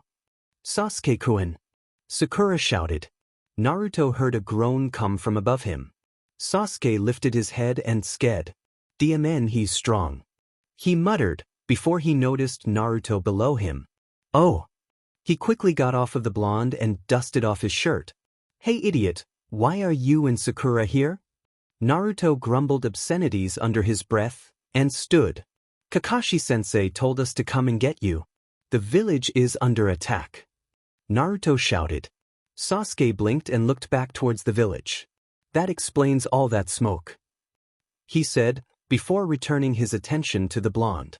I can't go back right now, Naruto. You and Sakura should go back to the village. Naruto frowned. Why? Because Sasuke was cut off by a hand made out of sand slapping him across the field. A grotesque-looking boy jumped into the clearing, a deranged grin on his face. Fuck, that hurt. Sasuke hissed in pain and stood shakily. Hey! You can't do that to Sasuke! Naruto shouted, as he made his signature hand seal. Shadow Clone Jutsu. Hundreds of Naruto appeared and leaped towards what he assumed was that Gaara kid. Take this, Gaara. Just as his clones were about to land their punches, Gaara raised a hand and sent some of his sand at them, destroying most of them. Naruto was sent flying, and he landed next to Pakken, who barked appreciatively. Daemon kid, he's strong. I'm just going to go now. Not a fighting dog after all. And with one last wave, the dog disappeared. Hashirama smiled widely as his wife gave him a brief hug. A hug that he returned with gusto. Hashirama, you're choking me. Mito shouted, causing Hashirama to blush and drop her. I'm sorry, love, it's just, I've missed you so much. Mito sighed and rolled her eyes. You've only been out here for a few months. And it seems like years without your beautiful face. Hashirama swept her into a hug once again. Hashirama, stop. Hashirama pouted as he dropped his wife. She glared at him. But now listen. When Orochimaru dismisses Izuna, I will not disappear. You'll stay with me forever. It'll be just like old times. She cut him off with another glare. As I was saying, I will not disappear right away. The seal I used to reacquire my free will only lasts another week at best. Hashirama gasped and started to say something. She once again cut him off, this time by raising a hand. Before you start your who. I love you so much though. You need to stay forever, spiel, she stated with a rather mocking tone. Just be glad that you get one more week with me. She glanced at Madara and Izuna. It's more than Madara is going to get. Hashirama looked at the two Uchiha as well, for a few seconds, before he winced. Mito noticed and raised a brow. What? He's going to kill me when he discovers that you'll be staying longer than Izuna. Mito laughed and shrugged her shoulders in an unapologetic manner. That's not my problem, Hashi-chan. That's yours. Naruto flew backwards from the force of Gaara's sand attack. He landed roughly on the other side of the clearing they were fighting in. As he sat up, absently wiping sweat from his eyebrows, he glanced at Sasuke and Sakura, who were on a tree branch about 2 meters back. Sakura was using basic first aid to patch up some of Sasuke's cuts, just enough to get him in fighting condition once again. Sasuke shot him a glare when he spotted him staring, and Naruto returned it with a determined nod. Although he really had no idea what Sasuke was trying to tell him. Uzumaki Naruto. He heard Gaara scream as the redhead jumped into the trees. I don't know whether to be flattered or frightened that he knows my name. Naruto mumbled, lifting himself to his feet slowly. His left arm dropped to his side uselessly, and Naruto winced when a flare of pain laced the motion. Oh great, he broke my arm. Damn it, that's one of my punching arms. Naruto whined, throwing his good arm into the air. You damn an idiot. What are you just standing there for? Sasuke shouted at him. Naruto blinked, before remembering that he was in the middle of a battle. Standing still for the amount of time he had been is a very bad idea. Naruto huffed and got out a kunai. An explosive tag was wrapped around the hilt, ready to go off at any moment. In fact, it was already on fire. Naruto! Throw the kunai now! Sakura screeched, making Naruto frown. He had a good 10 seconds before the thing blew. He didn't need to throw it right, Naruto. Alright, I'm throwing it. He threw the kunai at Gaara. His aim was a bit off though. Look out! Sasuke shouted, tackling Sakura out of the stray kunai's way. They hit the ground just as it exploded. Naruto flinched at the glares the two sent his way. He laughed sheepishly and rubbed the back of his head with his good arm. Sorry. Sasuke opened his mouth to berate Naruto. It was at this point that Gaara seized the chance to attack, lifting his arms and commanding his sand to charge towards the distracted blonde. Behind you, idiot! Sasuke shouted. Naruto only blinked in confusion. Wadiami dash, Naruto started, but was cut off by Gaara's sand engulfing him. Okay, I do it now. Naruto gasped out, as the sand started tightening. There was a giant sand raccoon dog towering over him, and an orange blur was eddying about on its head, desperately trying to escape being trapped by the sand flying. Thump. Sasuke felt his eye twitch as Naruto screamed something at the sleeping redhead. Why do I even bother? He thought with a sigh. A few minutes ago I was the main fighter. Naruto struggled inside the sand cocoon, trying to SCK in some much-needed air. He looked over to Gaara, who was grinning madly at him, completely ignoring Sasuke, who was trying to hit him. Hit Hayim. Naruto choked out, just as the sand covered his head. Naruto gasped and forced his arms to move up into a hand seal. Shadow Clone Jutsu! He shouted and the cocoon exploded outwards as a bunch of clones leaped out. One of his clones grabbed onto him and dragged him back, out of the sand's reach. Naruto! Are you alright? Sakura asked, rushing to him. Naruto smiled at her. Yeah, Sakuran, I'm alright. His clone dispelled itself and Naruto swayed a bit uneasily. Sakura checked him over in ways. Your arm! She gasped and Naruto shrugged. It's fine really. Sakura reached into her pouch for some bandages to wrap his arm up in. Naruto huffed, and returned his attention to Sasuke and Gaara. He blinked once he noticed that one of the fighters was missing, and turned to face his teammate. Sakura-chan? Where'd Gaara go? Sakura turned her head to see a confused Sasuke with a Chidori slowly sputtering out, and furrowed her brow. I dunno. She turned back to him, and her eyes widened. Look out, Naruto. she shouted, pushing him out of the way of a wave of sand.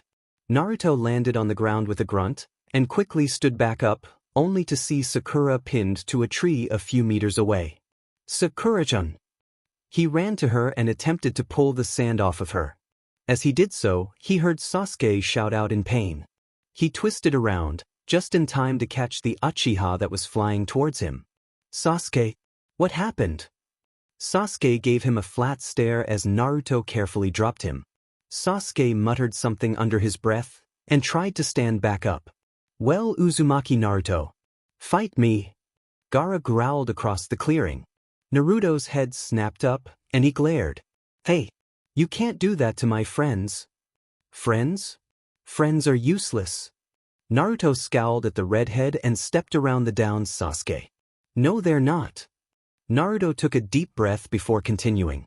And I'll show you why. His hands slammed together and he called forth all of his chakra. When his eyes closed, heard the Kyuubi growl inside his head, and his blue chakra tinted red. He waited a few more seconds before opening his eyes, and he flashed forward. Your dash, Gaara started, cut off by his sand catching Naruto's punch. Gaara's sand kept attempting to block all of Naruto's kicks and punches. Take this. Shadow Clone Jutsu. A large amount of Naruto's appeared all around. You're going down. All of the Naruto reached to their shuriken packs. Straight from my super secret ninja handbook. Everywhere shuriken. In barely a second, hundreds of shuriken were flung at Gaara. Gaara raised his sand in an effort to dodge all of them. Come out and fight me. Gaara shouted. The real Naruto, although it was very debatable because every clone thought they were the real one, sneaked closer to Gaara, and shoved a kunai with an explosive note wrapped around it into the underpart of his sand tail. He smirked and leaped back. Got you. Naruto laughed as the note caught fire. After a large explosion, Naruto grinned triumphantly to himself. There's no way he dash. The smoke cleared before Naruto could finish his sentence, revealing a mostly intact Gaara. A mostly intact Gaara with an even more deranged look on his face. Oh, come on. How in the hell did you block an explosion? Gaara leveled him with a glare and made a hand seal. Playing possum jutsu. Madara snarled, and dodged another strike aimed at his abdomen. He lashed out with a kick, sending his brother flying back. His attack didn't seem to faze his brother, as he got right back up and charged once again. Madara jumped back, his hands forming seals, and took a deep breath. Fire style, Dragon Flame Jutsu. He let go of the breath he was holding, sending a huge dragon of fire at his still charging brother. Madara shifted slightly as the fire slowly died down. Izuna! He called, his Sharingan spinning as he flicked his eyes around, trying to find Izuna. Ni-sen! Madara ducked under his brother's kick and rolled away, hands once again flashing through seals. Fire style, Phoenix Flower Jutsu. Several smaller fireballs launched themselves towards Izuna. Madara grabbed a kunai and sped forwards. Izuna caught his arm and flipped over him, not bothering to dodge most of the fireballs. Madara jumped up, dragging Izuna up with him.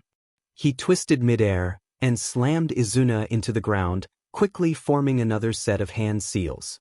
Fire style, Fireball Jutsu. His brother couldn't dodge in time and was engulfed in the flames. Madara landed in a quiet crouch and let his Manjikyu swirl into his eyes. He stood and watched the flames. A fist jumped from the flames, his brother's slowly reforming body following after. Madara dodged and threw his own punch back. Something red flashed from the corner of his eye, making him turn slightly, just in time to see Mito flash in front of him.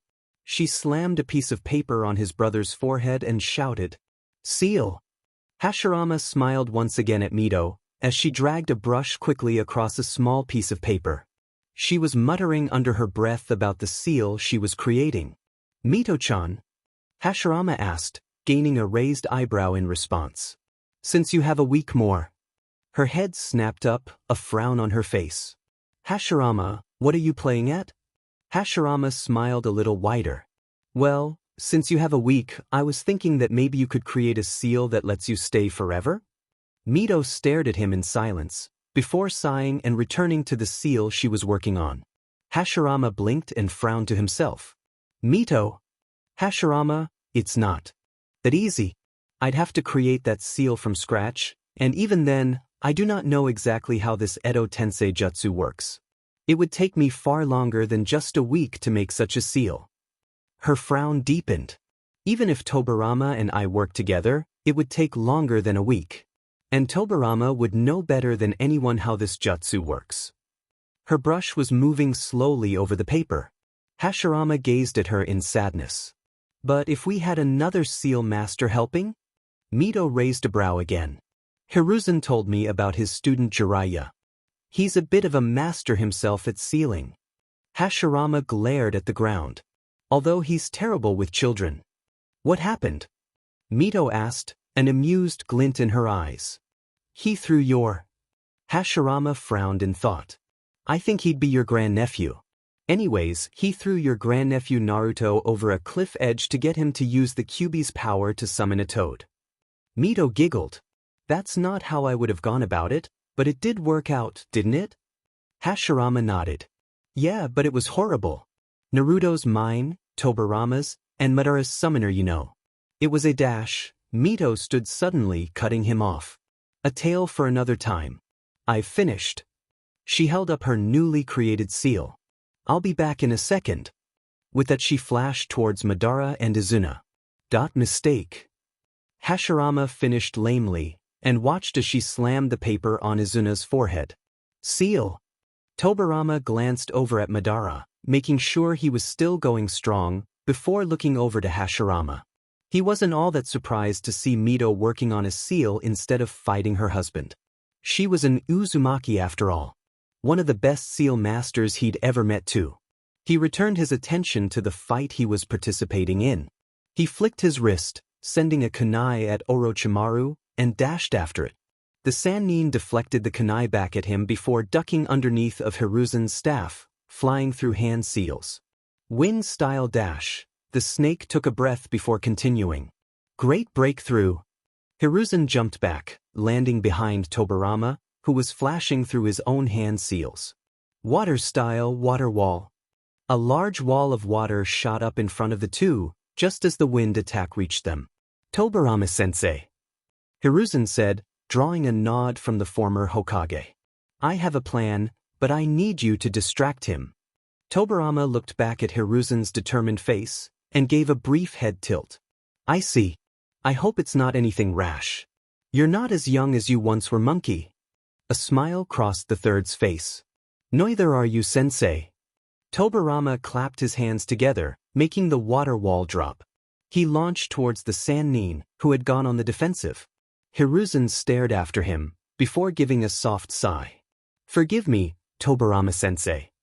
He whispered as he prepared his next jutsu. A jutsu that would see an end to his wayward student.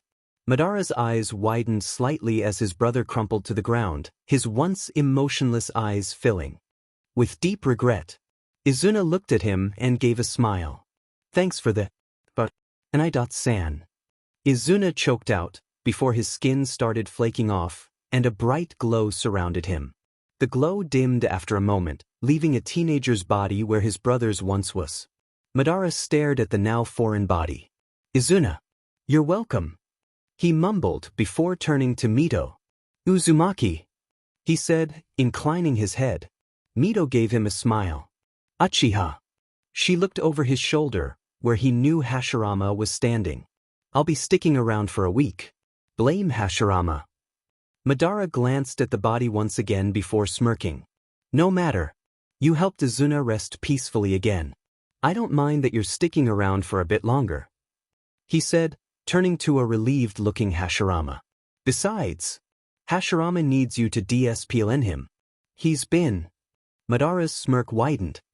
Slacking. Mito raised a brow and stared at Hashirama. Oh, really now, Hashirama? Hashirama raised his hands in surrender. I can explain. I was dash. He was cut off by Tobirama's shout of, Hiruzen no. Tobirama struck out with a kunai, knowing that Orochimaru would dodge it. The Sannin did, and lashed out with his Kusanagi blade. Tobirama parried the blade near effortlessly and kicked out at the snake. Orochimaru scowled and retreated back a bit, raising his blade again. It should have been me who summoned you and Hashirama back from the grave. He hissed. Tobirama shrugged slightly. I had made all the preparations months ago, only to find out that some brat had beaten me to the punch. Orochimaru leaped forward, slashing the blade down. Tobirama dodged and aimed a kick at his legs. The Sannin jumped up and sent his own kick at the former Kage. Tobirama raised his arms and blocked the attack. Orochimaru flipped back, using Tobirama as a springboard of sorts, and landed in a crouch, staring across the battlefield at him. A few seconds ticked by before Orochimaru launched forwards, his blade posed to slash once again. Now! Hiruzen shouted, and a large monkey summon slammed into Tobirama, sending him flying away from the fight. Tobirama flipped mid-air to land on his feet. He stood quickly, ready to once again rejoin the fight. This is it, Orochimaru. Hiruzen continued. Tobirama readied himself for a signal to rejoin the fight. It's over. Reaper dash. Tobirama's eyes widened. He wouldn't. Tobirama shot forwards to stop him. Death seal. A sudden chill fell over the three shinobi. Orochimaru started shouting at Hiruzen and struggled to get out of his hold.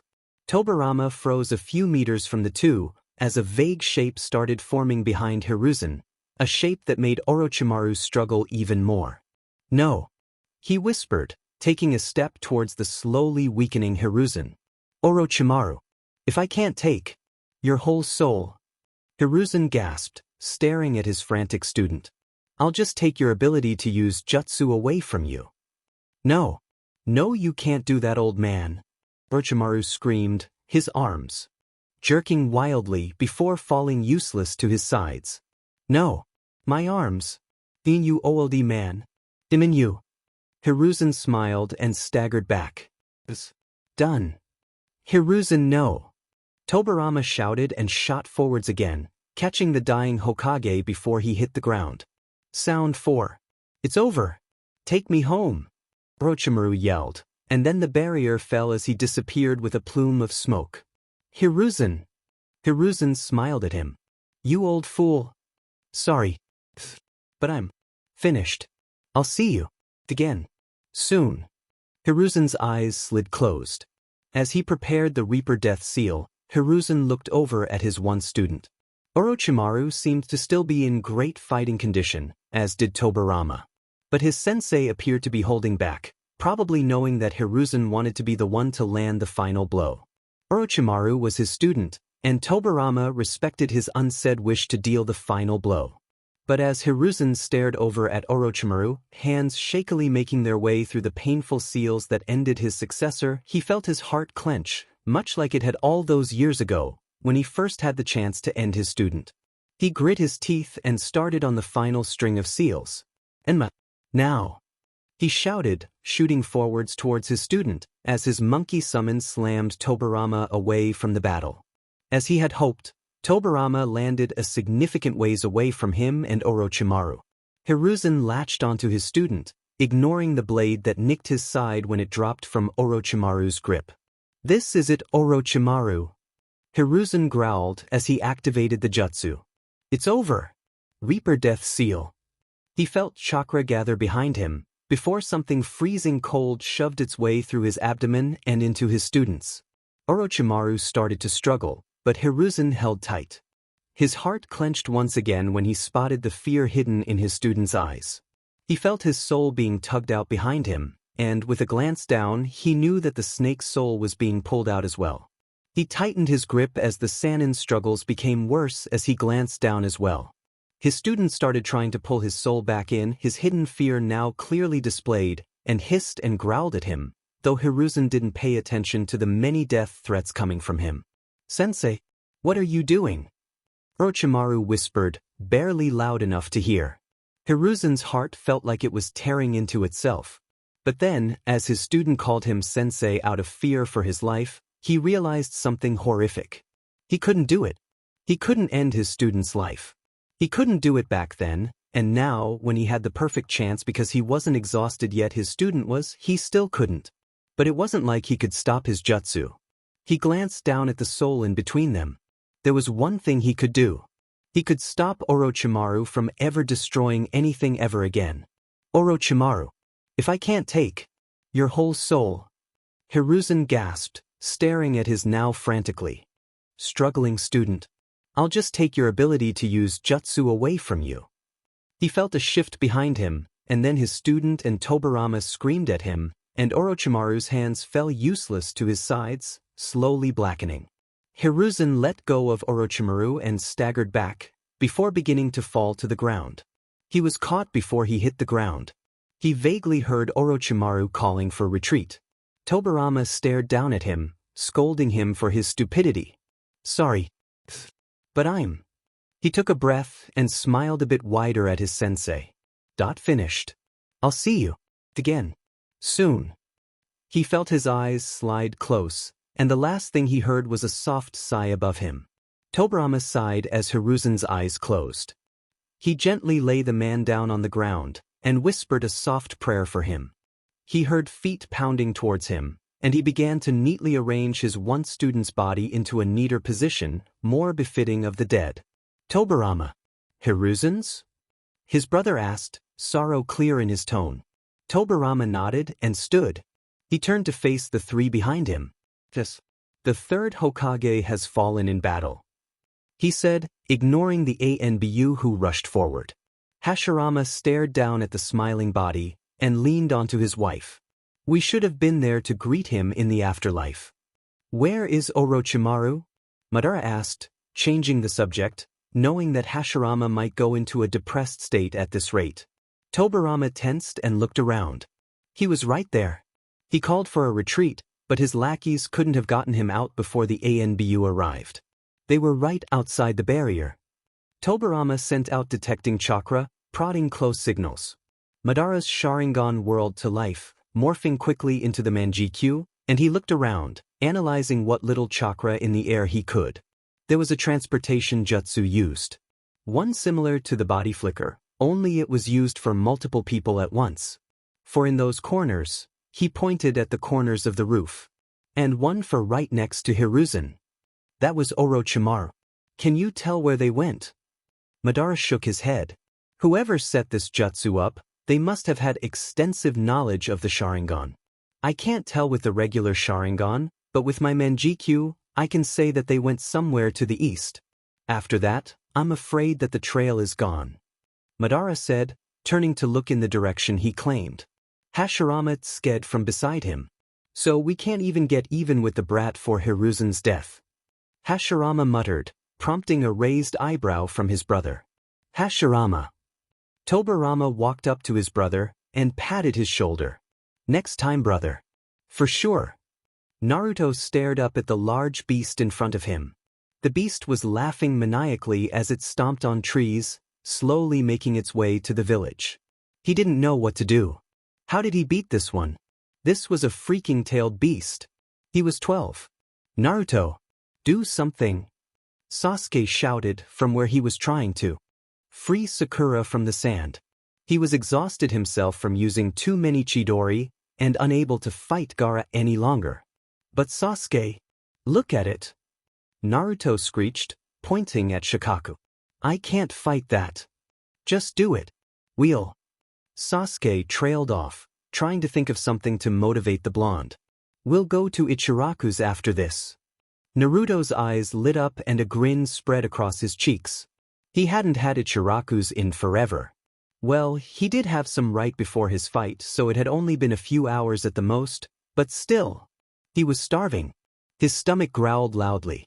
All right. He threw a fist into the air with a cheer and made a seal. Shadow Clone Jutsu. 4 clones popped into existence beside him. Naruto grinned wider at the sight of himself and pointed up at the beast again. Okay, you 4 distracted. Summon the Toad Boss. He trailed off into a question and got a few nods in return. Yeah, I'll summon the boss. Now go. Each Naruto jumped in different directions, 4 towards the tailed beast and 1 away from it. Hey big, fat and ugly. One of the clone Narutos shouted. The other 3 joined in on the taunting, wagging fingers at the tailed beast and calling it as if it were a dog. The original Naruto faked wiping a tear in pride. He started making the hand seals to the summoning jutsu and felt deep inside himself. "Hey Fox! Lend me some chakra!" He screamed into his mind, and as he completed the last seal, a flood of the fox's demonic chakra rushed into the jutsu. Summoning jutsu! Naruto bit his palm and slammed his hand down to the ground. Gamabunta, the toad boss, appeared underneath him in a large plume of smoke. "All right, Boss Toad. We gotta take out that thing." Naruto pointed, once again, at the tailed beast that was attempting to hiss his clones. "Brat!" Gamabunta called, staring at the beast. "You called me here to fight a tailed beast. What kind of dash? Look, Boss Toad. Just help me please. I need to do this for my teammates." All right. Gamabunta relented, readying his blade. "We need to wake its host up. Do you know an animal with teeth and claws? We're going for a transformation." Gamabunta didn't even wait for Naruto to respond before leaping towards Shikaku, his toad hands forming the seal for the transformation jutsu. Naruto yelled and held onto the toad boss, but couldn't think of an animal. "Any animal will do if it has claws." Claws? Naruto thought deeply, but only one thing came to mind. "All right, let's do this." Naruto gathered his chakra and sent it into Gamabunta. "Transform! Transform!" Gamabunta called as well, and the toad disappeared in smoke. The smoke stayed still for a moment, before a long red-orange arm extended out, followed by a lithe body. A roar erupted from the transformed toad boss. 9 distinct tails whipped around behind the toad. Naruto had transformed him into the Kyuubi. The newly transformed Gamabunta growled and leaped towards the opposing tailed beast. Naruto crouched down and grabbed hold of the former toad's head. Slow down!" Naruto yelled. Gamabunta rolled his eyes and sped forward. "Hey! Shut it, brat. This transformation won't last long." Naruto gulped and clung tighter to the transformed fur. Gamabunta latched onto the sand beast, who screeched at him, and gestured for Naruto to head towards the sleeping redhead. "Alright, Shadow Clone Jutsu!" 3 other Narutos ran ahead of him, weaving in and out of the many sand tendrils that threatened to stab them. The real Naruto dashed forwards as well, and used one of his clones as a springboard to launch himself towards Gaara. A large pop and a plume of smoke behind him signaled Gamabunta's transformation back to a toad. Naruto raised a fist as he closed in on the redhead, and grit his teeth. "Gaara!" he yelled and moved his fist forward. Just as it was about to connect, a whip of sand smacked it down, making him tumble. "Ah!" The sand crept up around him, slowly encasing his legs. "Kid, do something!" Gamabunta called, slashing down with his blade. Naruto struggled against the sand that was now at waist height. His eyes widened slightly as the sand tightened and crept higher. "Fox, I need some of your power now," he shouted into his mind, hoping that the demon in his gut would respond. A flood of the heavy red chakra rushed out of his navel, pushing the sand away from him violently. Naruto grinned and rushed forward again, fist raised, as the red chakra died down. The sand behind him whipped towards him, wrapping around his arm and waist, tugging him away from the redhead. Naruto growled, and pushed on until his body was but a few inches from the other boy. "Wake up!" Naruto slammed his head down onto the Gaara's, effectively waking him. Gaara's eyes widened at the sight of Naruto's face so close. "But how dash?" Gaara started, being cut off by the giant demon below him screeching in pain and dissolving. Naruto fell back without the sand to hold him, as did Gaara. They landed on opposite trees, staring across the few meters separating, staring in defiance and Gaara glaring in hatred. "But how? How are you so strong? You're just like me." "Why are dash?" "Because of my friends." Naruto yelled, interrupting Gaara. "Useless." Gaara shouted back, and Naruto scowled before crouching low. Gaara copied his motion. After a second, they both launched towards the other, fist raised, ready to determine who was the winner. Naruto moved his fist forward, socking Gaara in the cheek, making his head snap back and sending him flying to the ground. Naruto twisted midair and landed on the ground in a crouch, but teetered forward in exhaustion. Gaara lay on his back, staring up to the shifted his eyes to look at the blonde. That it's almost unbearable, isn't it? Naruto started, making Gaara frown in confusion. The horrible pain of being alone. I know the feeling. I've been in that dark and lonely place all alone. Gaara returned his attention to the sky. Naruto slowly tried to get up on his hands and knees. But now I have people who mean a lot to me, and I care more about them than I do myself. No. Naruto sat back, unable to continue any further than getting to his knees. And I won't let anyone hurt them. Gaara turned his head to the blonde, and saw his glare. Gaara closed his eyes and shifted his head back. I will stop you, even if I have to kill you. They saved me from that loneliness. They saved me from myself. They accepted me for who I was, and they're my friends. Naruto gathered his strength, just enough to start a slow crawl towards Gaara. Friends? What are they like? Gaara asked, making Naruto pause. Never had any. Naruto let a small smile cross his face. What are you talking about? Gaara cracked open his eyes and looked at the blonde, just as he fell over onto his side and blue eyes closed. You got me. Naruto continued, before his breathing evened out. Gaara felt someone try to pick him up, and turned to see his siblings. Kankuro had a kunai out, and was staring at the downed blonde. Kankuro, enough. Take me home. His siblings shared a look, before looping their arms around him. As they hobbled into the trees, Gaara let a small smile grace his face and muttered, Temari. Kanyer. I'm sorry. I don't get it. Naruto said, standing on top of the Hokage mountain after the third Hokage's funeral. The three revived shinobi stood behind him, varying degrees of worry on their face. Hashirama looked like he was afraid Naruto would jump. Tobirama was worried that the old monkey's death would spur the blonde into a downward spiral, much like what had happened to Madara when Izuna died. And Madara? Well, he didn't look worried at all. In fact, he just looked slightly angry. What, Naruto-kun? Tobirama asked, and Naruto frowned. Why'd he have to die? Why'd Orochimaru attack the village? Why'd he kill him? Tobirama and Hashirama shared a look. Tobirama gestured at Naruto with a nod, and Hashirama sighed. Well, Naruto, the first Hokage started, staring down at the village. Sometimes we don't get all the answers we want. Orochimaru was Hiruzen's old student, but he turned traitor to the village and ran off. We don't know what was going through his head. We may never know. Naruto looked up at him and smiled. Thanks, Hashirama-san, but I still don't get it. Why'd he target Sasuke then? Hashirama frowned at the question, but prepared to answer anyway. I can answer that, brat. Naruto jumped and looked over. Jiraiya sat atop a small tree stump a ways back, writing on a scroll. He was after Sasuke's Sharingan. Naruto huffed and crossed his arms. Sharingan, Sharingan. Everyone keeps mentioning this stupid eye thing. Why, but why is it so important? Naruto shouted. Naruto. Madara's deep voice said, making the blonde turn to him. The Sharingan is a jujutsu for one. It is not an eye thing, nor can it be labeled as simply important. Madara stalked towards the blonde, his own Sharingan blazing to life.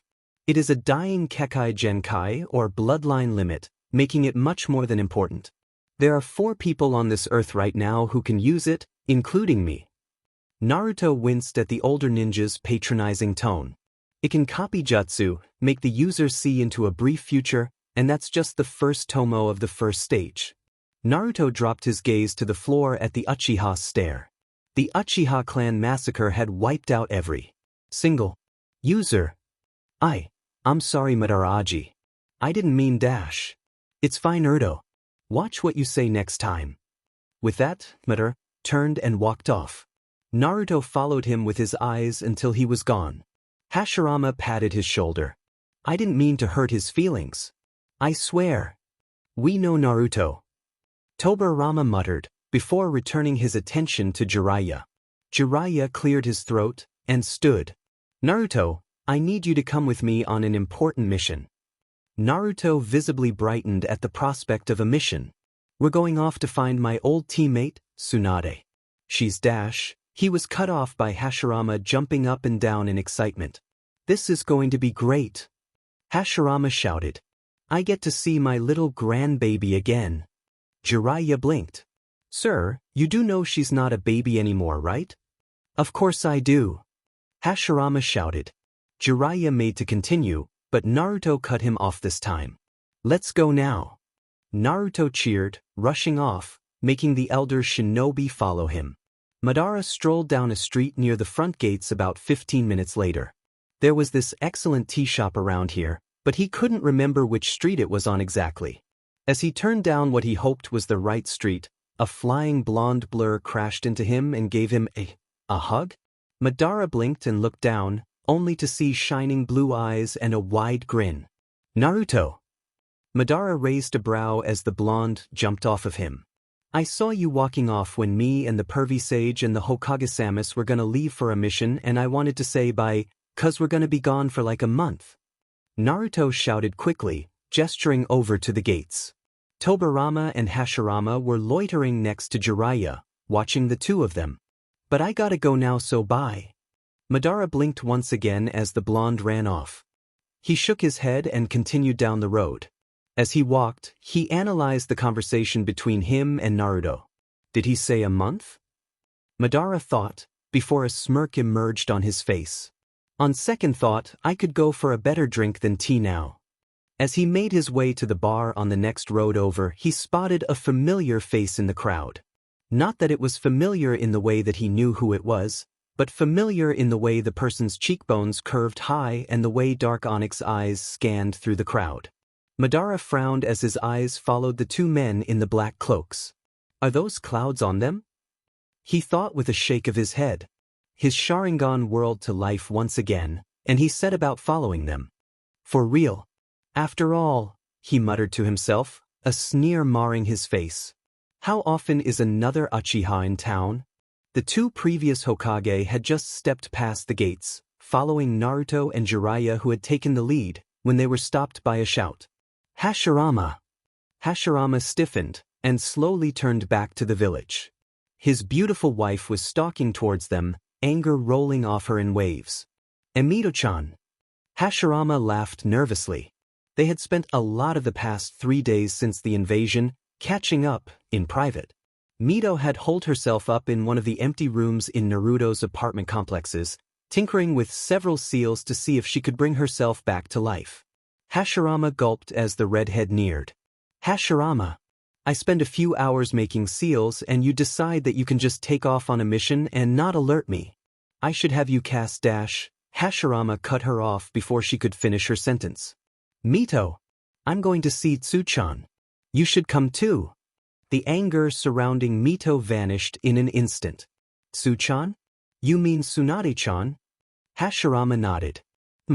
Mito made a thinking pose, her hand under her chin, and thought for a few moments. Yes, I shall come along. I can tinker with my seals anywhere, after all. Perhaps on the road I will get inspiration. She nodded sagely to herself and smirked at Hashirama. Well, Hashikun, let's go. She strutted past him. Wait, Mito-chan. There's someone I'd like to introduce you to. Hashirama said, dashing towards Jiraiya and Naruto. Said duo stared at him, Naruto with confusion and Jiraiya with a raised eyebrow.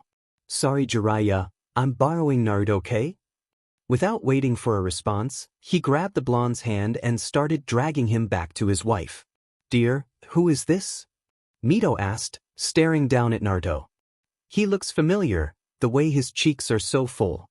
He almost looks like Ku-dash. Hashirama slapped a hand to her mouth. Shusha, Mito-chan, that's a secret for now. Not so close to the village. Hashirama whispered, so Naruto didn't hear, before beckoning the young man forward. This is Uzumaki Naruto. Naruto, this is my wife, Uzumaki Mito. Naruto and Mito blinked, before exclaiming in unison, Eeh. Itachi glanced around for what felt like the 60th time since arriving in Konoha not even a half hour ago. His eyes narrowed as he swept his gaze over the many civilians and some ninja who were walking the streets. Someone was staring at him and Kisame. He could feel it, but he couldn't see anyone doing so. Geez, Itachi, calm down. You're acting more paranoid than Leader-sama. Kisame said, a chuckle rumbling from him. Itachi raised a brow at his partner, before gesturing to the tea house they had stopped in front of. I just feel as if someone is watching us. Let's get something to drink. I haven't had Konoha grown and brewed tea since I defected. Kisame gave him a slight shrug, and pushed past him to enter the shop. Itachi scanned the crowds once. Again before tipping his hat lower over his eyes and entering the shop as well. A few meters away, lounging in a completely conspicuous way on a bench, Madara smirked at the other Uchiha as Sharingan eyes swept past him in dismissal. To be fair, Madara wasn't very visible through the bustling crowd, but if this was who he thought it was, the kid should have seen him by now. Especially with that Sharingan of his activated. But the other Uchiha's eyes just passed him by once again as he entered the tea shop. Madara stood and stretched lightly. I should make a hell of an entrance. He smirked to himself, and stalked towards the shop, the crowd parting for him at the sight of his expression. He paused for a few seconds in front of the store and straightened the Jounin standard shirt he was wearing. He felt rather naked without his armor, but it had to be cleaned and only one person in all of modern Konoha knew how to clean it, and it would take him the better part of 3 days. Madara sighed. He really missed his armor. He raised a hand to the shop door, and, with a flick of his wrist, sent it flying into the store. Sir. Wah. The receptionist started, only to trail off upon spotting him standing in the doorway. Madara-sama. Madara smirked when the other Uchiha stiffened and looked over at him. What a nice establishment. Madara drawled, strutting towards the receptionist. I would like a table. The receptionist stuttered for a few seconds before calling a terrified waiter over. I'll take you to a tea table, Madara-sama. Madara followed the waiter with a smirk that widened when his table ended up being right next to his intended targets. He sat with a flourish and scanned the menu. What would you like to order? Black tea. Make it quick, I have somewhere I need to be. He snapped his fingers and the waiter took off. He could feel the two cloaked nin watching him closely, and his smirk took on a decidedly evil edge. The waiter returned, a tray in his hands. Here's your order, Madara-sama. Madara raised a brow as he placed his cup of tea to his right, and a plate of inarizushi beside it. The inarizushi is compliments of the chef. Madara was quick to grab one, knowing that no one was stupid enough to poison him, and bit into it. It tasted fantastic, though he hadn't had any in forever. Bring my thanks to the chef. The waiter nodded and scurried off. Madara had wanted to savor his favorite food, but he saw his target stand and leave the shop.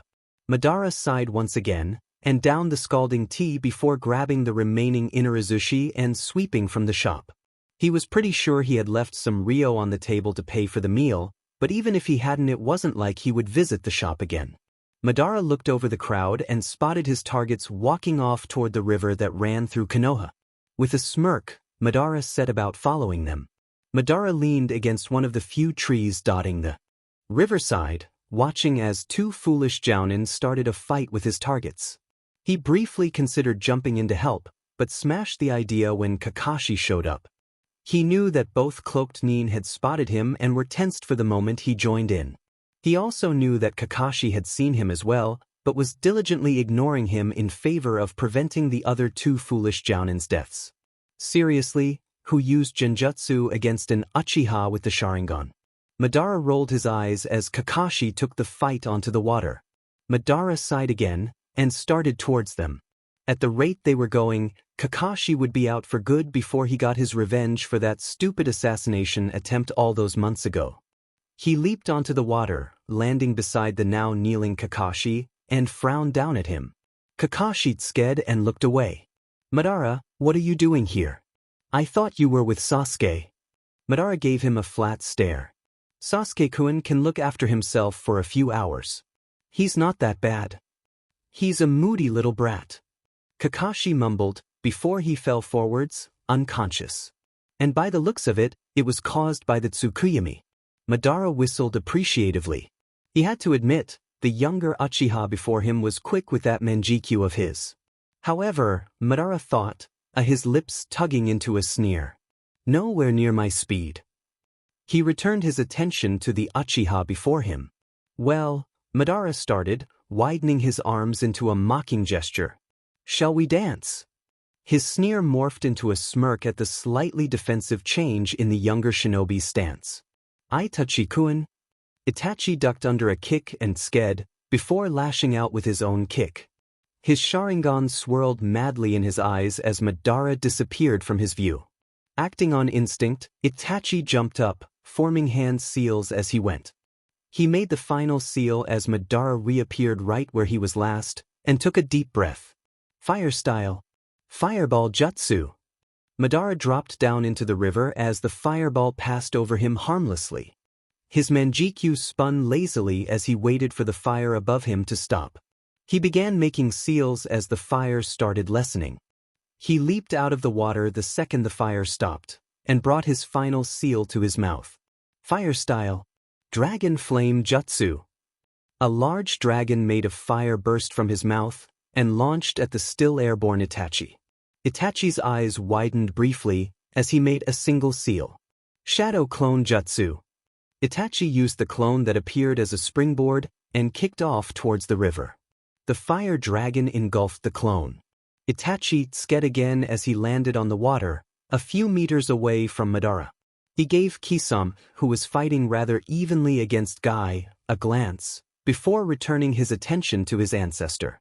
His brow furrowed slightly as he looked the other Uchiha over. If this is Uchiha Madara, he thought, then who is Tobi? He had seen the masked man just a few days ago, nowhere near Konoha. And if what he heard throughout the village was true, then Madara had been in Konoha long before Tobi returned from Kirigakure. Just why is Tobi using Madara's name as an alias? They act nothing alike. What are you thinking about, Itachi-kun? Madara asked, a barely there tone of sarcasm in his voice. Itachi felt his mouth turn down into a frown. On second thought, Tobi is spot on when he's serious. Itachi looked out to the village, before turning to Kisame, who was in the midst of slashing downwards with Samehada. Kisame. Itachi called, making the shark man pause and look over at him. Yeah. We're going. Our target is no longer in Konoha, and this battle will end badly for both of us. Kisame sighed and sheathed his sword. He leaped towards Itachi, sending a weary glance at Madara, who was smirking. Itachi closed his eyes and began molding his chakra. Kisame looked down at him and frowned. Isn't using that a bit overkill? Itachi gave him a non-committal hum, before his eyes snapped open, revealing his manjikyu. Amaterasu. Tsunade was surprised. No, surprise was an understatement. There was no way to describe how shocked, horrified, happy, and absolutely furious she was that her grandfather and grandmother were standing in front of her, bickering about some seal that may or may not give her grandmother a permanent body. No way, Mito-chan. Tsunade felt her eyebrow twitch, and she vaguely noted the blonde boy they left at her side wince lightly and cover his ears. Must have sensitive hearing. Tsunade thought, before tuning back into her grandparents' argument. That seal's way too dangerous. You can't use it. Hashirama shouted, though all Mito did was shrug. It's not like my body with disintegrate forever, you know. If you'd give me 10 minutes to reform, I'll have a permanent, almost infallible, not an almost of a Orochimaru body. Mito sidled up to Hashirama and pressed against him. Besides, don't you wanna? She leaned up and began whispering in his ear, and Tsunade watched as Hashirama's face slowly paled, then brightened happily, before finally flushing beet red. When you put it like that. Hashirama stuttered, before giving a consenting nod. Mito smirked smugly, and waved at Tsunade and the blonde boy. Tsuchan, Naruto-kun, follow me. We're going to have a good old-fashioned Uzumaki Fuinjutsu lesson. You'll get to help Granny Mito make herself a new body. Tsunade felt a shiver of fear run down her spine as the blonde boy, Naruto, cheered.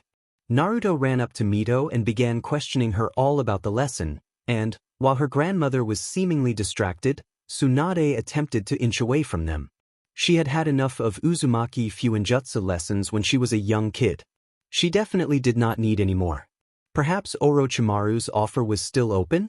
She had honestly forgotten how terrifying her oldest loved ones were. Maybe he could just bring Dan and Nawaki back? As she turned around to speed off to the furthest bar she could get to within. The next half hour, she felt a hand clamp down on her shoulder. "Oh, Tsuchan, where are you going?"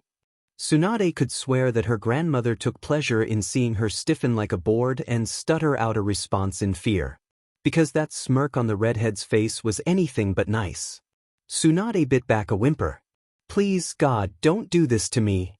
And then, as if the gods themselves heard her plea, a large plume of smoke erupted in a field about 2 miles from them. And the giant toad and snake that appeared made Tsunade sigh in relief. "Look, grandmother. My old teammates might be killing themselves. So I really need to go there and stop them or something. Take Naruto to your Uzumaki Fuinjutsu lesson." Before her grandmother could respond, Tsunade slipped from her grasp and body flickered away. Mito frowned at the spot her granddaughter once occupied. She turned to her sheepish husband and the curious Naruto. "I always thought Tsuchan enjoyed the Uzumaki Fuinjutsu lessons," she muttered, walking over to Naruto. She placed a hand on the blonde's shoulder gently and gestured to their hotel a few houses down. "Well, Naruto-kun, how about we go have that lesson then? Meet me in the hotel room.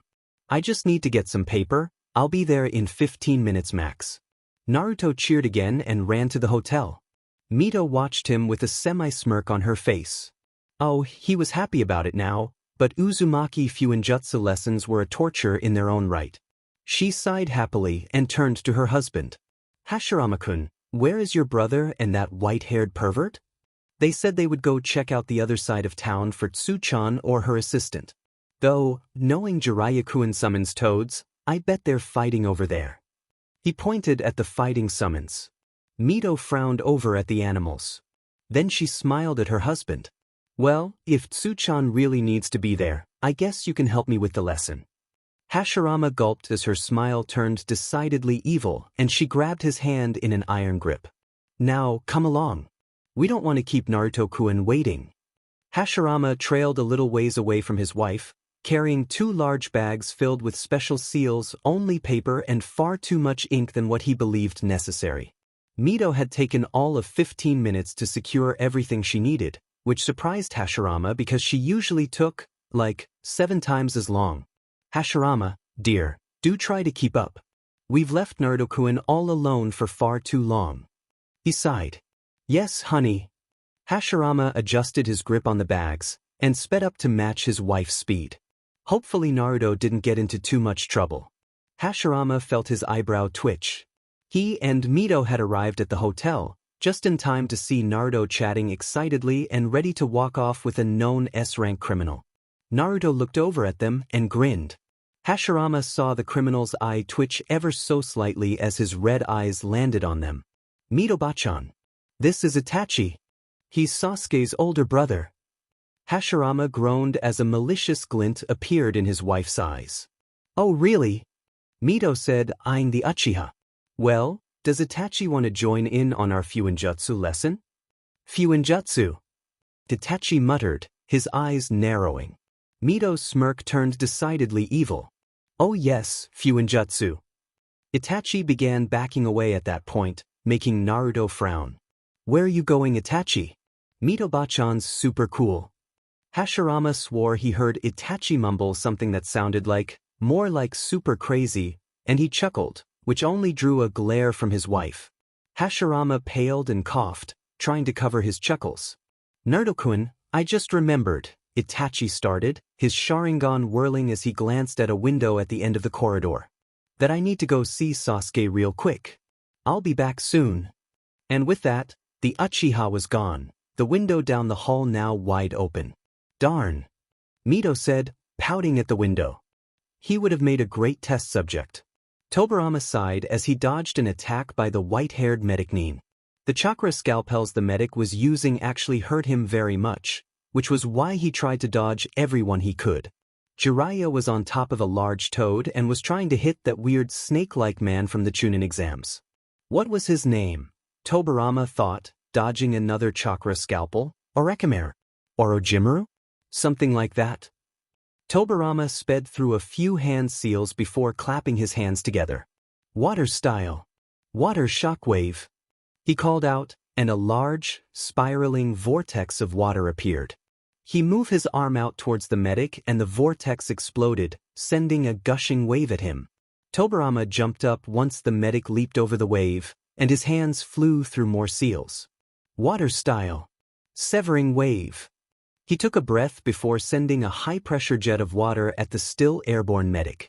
The medic sked before he used a quick shunshin to dodge. Tobirama dropped to the ground and sighed again. This battle is dragging on. The medic's hands glowed blue from the chakra coursing through them. Talk about a one-trick pony. Tobirama muttered, getting out a kunai. Hi-ya! Tobirama blinked at the war cry, as his niece flashed in behind the medic and sent a punch at his face. She surprised the medic, causing her easily dodged punch to connect with his torso, sending him flying across the field, right past a stunned Tobirama. Tsu-chan? He started, turning once to glance at the groaning, downed medic Nin behind him. Where did you learn to do that? Tsunade shuddered. Mito-basama. She. The blonde shuddered again, and Tobirama felt himself nod. I see. He pet his head to the side. Where is my brother? The question made Tsunade shudder again. Fufuinjutsu lesson. Tobirama grimaced and nodded. I see. You're welcome to join the fight here then. Tsunade gave him a smile and began making hand seals. After making a final seal, she slammed her hand down on the ground with a call. Summoning jutsu. Tobirama leaped away from the large puff of smoke that covered his niece. The smoke dissipated to reveal his niece standing on top of a large slug. Tobirama nodded appreciatively as the slug began spewing acid at the large snake that or whatever his name was summoned. Then, as the snake summoner leaped onto the slug to attack Tsunade, his freakishly long tongue lashing out with a long sword, Tobirama remembered. He slapped a fist onto his hand with a shout of, Orochimaru! That's your name. So. Naruto started, dragging the thin brush down the paper in front of him. This is Fuinjutsu? Mito nodded, and Naruto frowned. He'd expected something much more. Violent, what with the way Tsunade desperately flickered away and how Hashirama was still shaking a bit. Now. Mito started, finishing off the seal before her. We need a test subject. Naruto's eyes brightened. I'll be back, Mito-chan. Hashirama shouted as he disappeared, leaving the two Uzumaki alone. Naruto scrunched his nose up. I don't get it, what's so bad about Fuinjutsu? Mito sighed and shook her head. I never understood why everyone else ends up so terrified after a good old-fashioned Uzumaki Fuinjutsu lesson. Mito looked around the room. Give me a second, Naruto-kun. I'll get a test subject real quick. Mito flickered away, returning after a moment, a tied-up thug-looking man in her arms. This man volunteered. She cheerfully said, dropping the man on the ground, where he then proceeded to try and wiggle away, all while trying to scream through the GG in his mouth. Naruto grinned wide and finished his own seal. Great, Mito-bachan. Let's test these out. Mito's cheerful grin turned into an evil smirk as she took the seal out of Naruto's hands and connected it with the one she drew. Now, Naruto-kun, if we got this seal right, Mito started as she gestured to one of the seal from where she both on the man's forehead. All his chakra should implode and his eyeballs should melt, as well as all the muscles in his body. Oh, and can't forget that his bones will be ground into dust inside him, all while keeping him awake to see the pile of goo his body will become. She then gestured to the other seal. This one, if it's right, she chuckled a bit, making the man whimper, will reform everything that previously melted, to their very best. Understand? Naruto nodded excitedly. Great. Now, channel as much chakra as you can into this one. Sasuke ran towards the loud screams coming from the room Naruto was supposedly in. He just knew that his brother was in there, torturing Naruto. He clenched his fists and sped up. He skidded to a stop outside the room and froze as the screams stopped. He got out a kunai and, after taking a quick, calming breath, bruised into the room, ready to fight. His eyes barely had time to focus on what was going on, as a hand slammed into his forehead and everything went black. Naruto watched, amazed, as the tied-up thug screamed and slowly appeared to turn inside out. His jaw dropped as, after a second of silence, the scream started up again as the thug's body reformed with a ridiculous amount of muscles. "Wow, Mito-bachan," Naruto whispered, as Mito nodded proudly. "The seals just need a bit of tweaking, and then I'll have a real body again." Naruto turned to her to say something, when the door behind them burst open and a dark-haired teen jumped in with a kunai. In the blink of an eye, Mito had flickered towards the teen and slammed a seal onto his forehead, knocking him unconscious. Naruto hesitantly approached the down boy and gasped, "That's Sasuke, Mito-bachan." Mito blinked and shrugged sheepishly. "Oops. He should have knocked." Naruto frowned, but nodded. "Yeah, that's basic manners. Even I know how to knock." Mito nodded sagely and turned back to the now out-cold thug. "Well, let's perfect those seals."